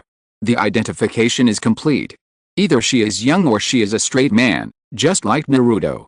It is obvious that she is using this method to hide her real emotions. Although the Miko is very willful, it is obvious that this is not her true character. How could she say such an inhumane thing at this time? Looking at the noisy comments on the screen, Sakura turned her head to look at Naruto's angry expression, and covered her forehead speechlessly. I'm already very sad, and you still say that to me. You are such a hopeless idiot, Naruto. Naruto looked at Sakura in confusion. Question mark. How can you tell she's sad when she looks like that? That's why I say you're such an idiot. Naruto chased after Shin, loudly asking why she could be so cold and completely ignored a person who gave up his life for her. Coming to a big tree, Shin leaned against the tree with both hands and turned her back to Naruto, choking and saying, people around me are dying one by one, how can anyone not be sad? You.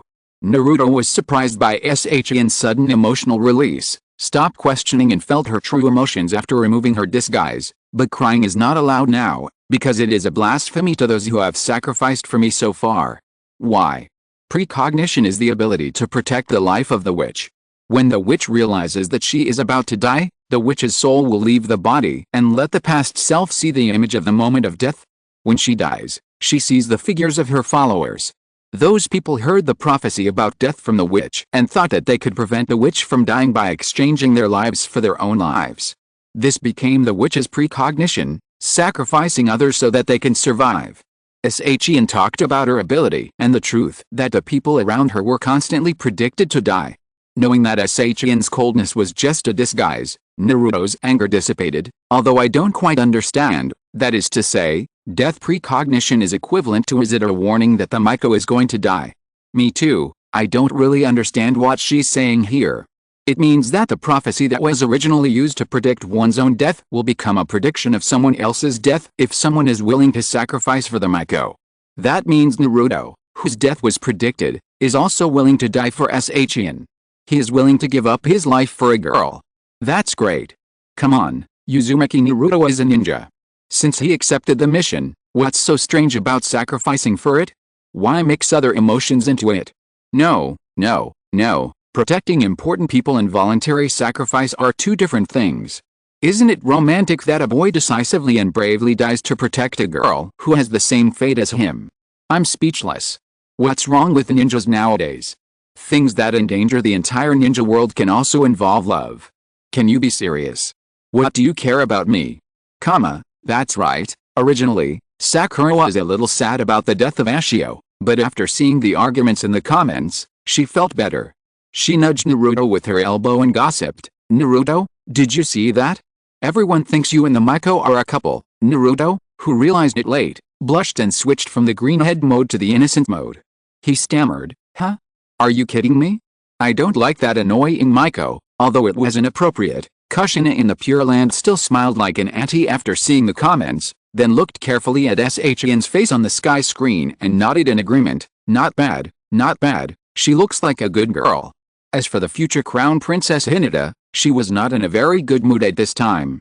She lowered her head with a gloomy face. Naruto-kun. And the other person being discussed, Shin, did not pay attention to these comments because of her mood, and was also immersed in sadness. Chapter 23. After venting, Shin sat on the ground with her hands on her knees, and shed tears as she expressed her inner pain. I have thought many times that it would be fine if I just died, but this is not allowed. If I die, no one can seal the monsters, and the world will be destroyed. No matter how sad and painful it is, even if I have to sacrifice others, I must live. This is ridiculous. Why are only people from the demon country willing to sacrifice for this? Naruto, who has a strong sense of empathy, felt sorry for those who died protecting Shin. Naruto's train of thought is really hard to understand. Although I also sympathize with those who died, normal people would not want to take responsibility for such a thing. It is obvious that Uzumaki Naruto is not a normal person. If the ability of the Miko is really as she said, then he can't blame others for being killed by the monster. He did it voluntarily. It's a pity that Naruto's sympathy can't solve the problem. Shin has long adapted to and accepted this fate of death. This is good, this is us, no matter how unreasonable it is, we can accept it. This is the fate of being a Miko in the village of Miko. Is this okay? Are you, really, okay? Naruto, who is at a loss, can only mutter like this, as if he is talking to himself or asking. That's right, reality can't be changed by shouting a few slogans. Sometimes things that can't be done just can't be done, and no matter how hard you struggle, it's useless. The previous part is quite depressing, but I feel that Naruto won't just give in. Now you know what kind of character Naruto is. He should be the kind of person who will struggle to the end, and then be killed by the monsters. Haha, no. I think it's struggling to the end, successfully changing the fate of his own and the Miko's death. That's like the protagonist of this story, isn't it? Naive. The protagonist of what story? Does anyone believe this joke? Shin looked at the barrage expressionlessly. That's right. Fate can't be changed. One of Naruto and I must die.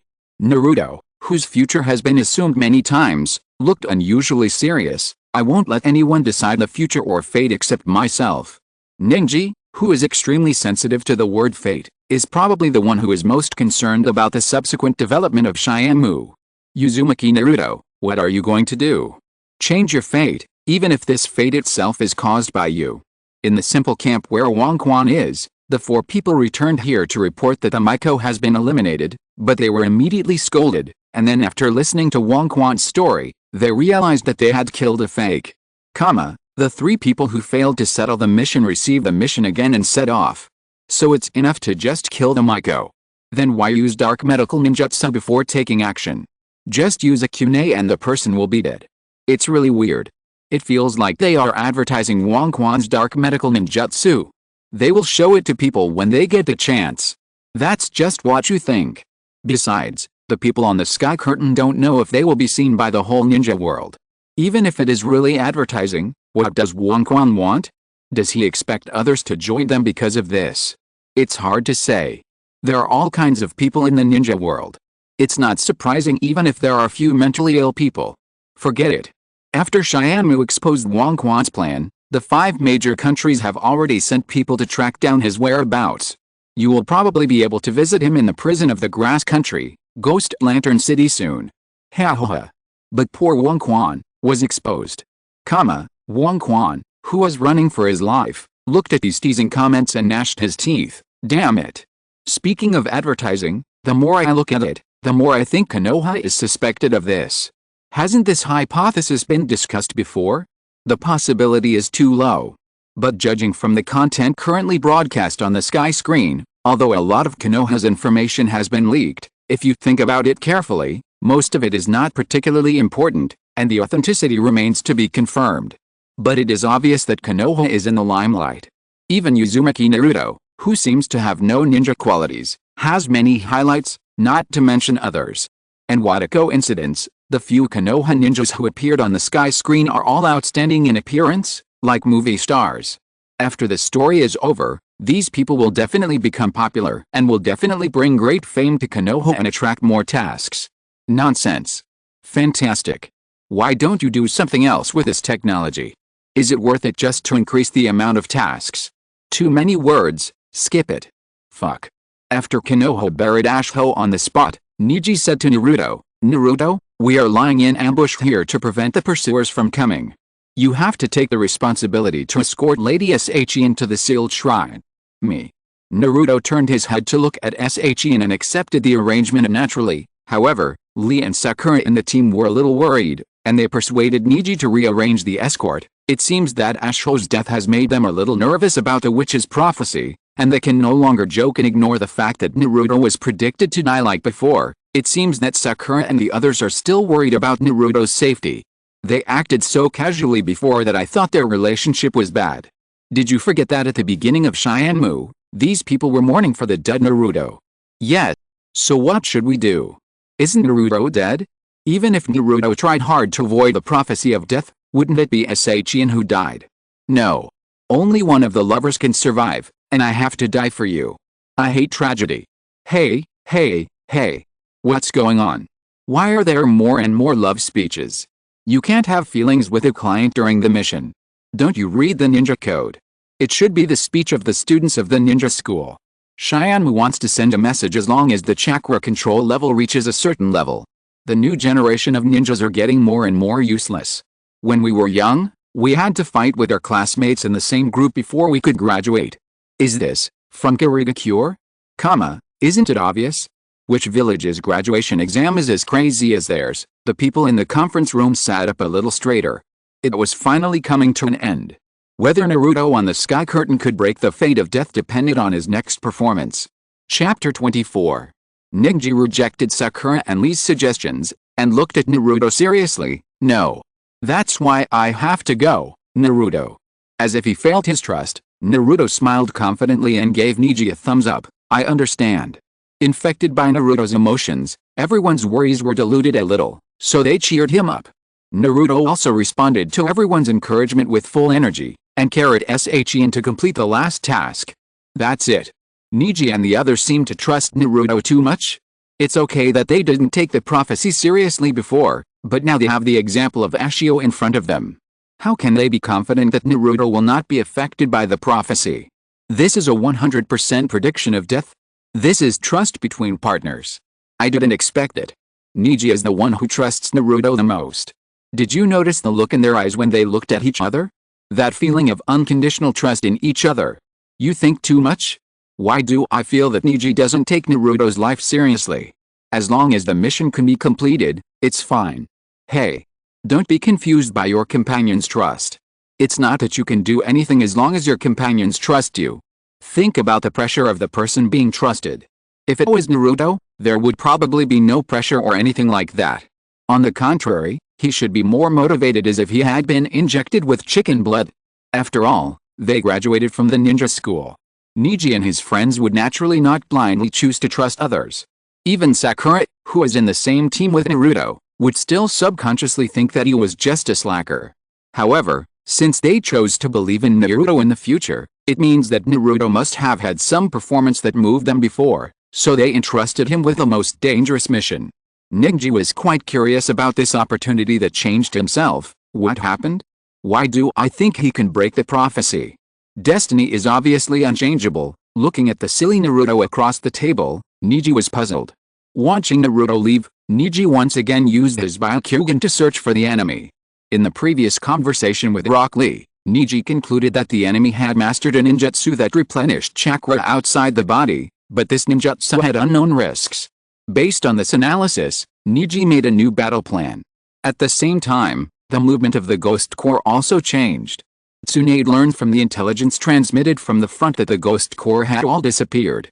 Although Shizune guessed with a fluke that the incident might have ended for some reason, Tsunade believed that the ghosts were accumulating strength to decide the outcome in one go. Yellow Spring's ability is quite limited. When several of his subordinates' missions were not going well, he immediately sent back the Ghost Core to help. The idea of conquering the world is completely supported by the Ghost Core immortality. Isn't immortality enough? Infinite fault tolerance, as long as the Wulian is not sealed, it can continue forever. So far, it has not been shown that the Wulian has the ability to threaten the whole world. Without really trying, who can be sure that the guy can't be eliminated or sealed by other methods? Isn't the land of Earth adjacent to the land of demons? If Wulian really appears in the world, let that such a kid try it. Isn't his dust release also known to be unstoppable? Let's see who is more powerful. Dark clouds covered the sky and thunder roared. Ninja and the other two were attacked by the enemy again. The three began to delay the tactics according to the plan they had made in advance. The intensive attacks continued to come, but unfortunately, they had little effect on their physical skills. After a while, the dark clouds covering the sky gradually shrank back and turned into a ball of liquid. On a rock, Shizuku panted and said intermittently, "No, no more. Chakra is exhausted." While speaking, the abnormality on Shizuku's body gradually subsided, showing that the effect of the enhancement had disappeared. Setsuna was in the same state, so the two hurriedly urged Kyusu, who was supervising the battle behind them, to replenish their chakra. Kyusu also knew that without the enhancement, the strength of himself and others would decline rapidly, but before he could start the enhancement ceremony, a chill suddenly came from behind him. Kyusu looked back suddenly, only to see that Nisi had already set up an attack posture, soft fist, 8 diagrams 64 palms. Shun stepped forward and a set of soft fists landed on the opponent completely. Kyusu was knocked to the ground by Nisi without any power to fight back. Here it comes. The secret taijutsu of the Hyuga family, the soft fist. The weaknesses of Wang Quan's men are too obvious. We can solve them as long as we delay the strengthening time. Go and try it yourself if you have the ability. After strengthening, they will at least have the strength of a special Jonin. Do you think the delaying tactic is simple? Hinata Hayashi was shocked when he saw Nisi use the 8 diagrams 64 palms smoothly. You even comprehended the 64 palms by yourself, such a talent. Hayashi, if it was you who came. Brother. Shizuku and Setsuna shouted at Kyusu in panic, but he didn't have the extra energy to take care of them at this time. Why? Chakra strengthening doesn't work. My soft fist can seal all the acupuncture points and cut off the flow of chakra. Nisi said condescendingly.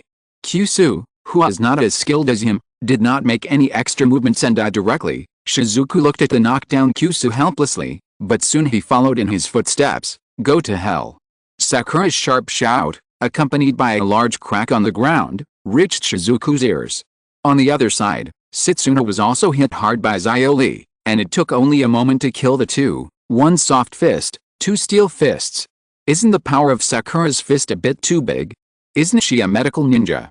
What makes you have the illusion that medical ninjas can't fight? Medical ninjutsu plus super strength? This configuration is a bit familiar. Could it be that Sakura is the disciple of that woman? Which woman?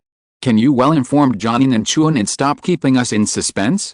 Can't you satisfy the gossip of an ordinary Jinan? The legendary big fat sheep.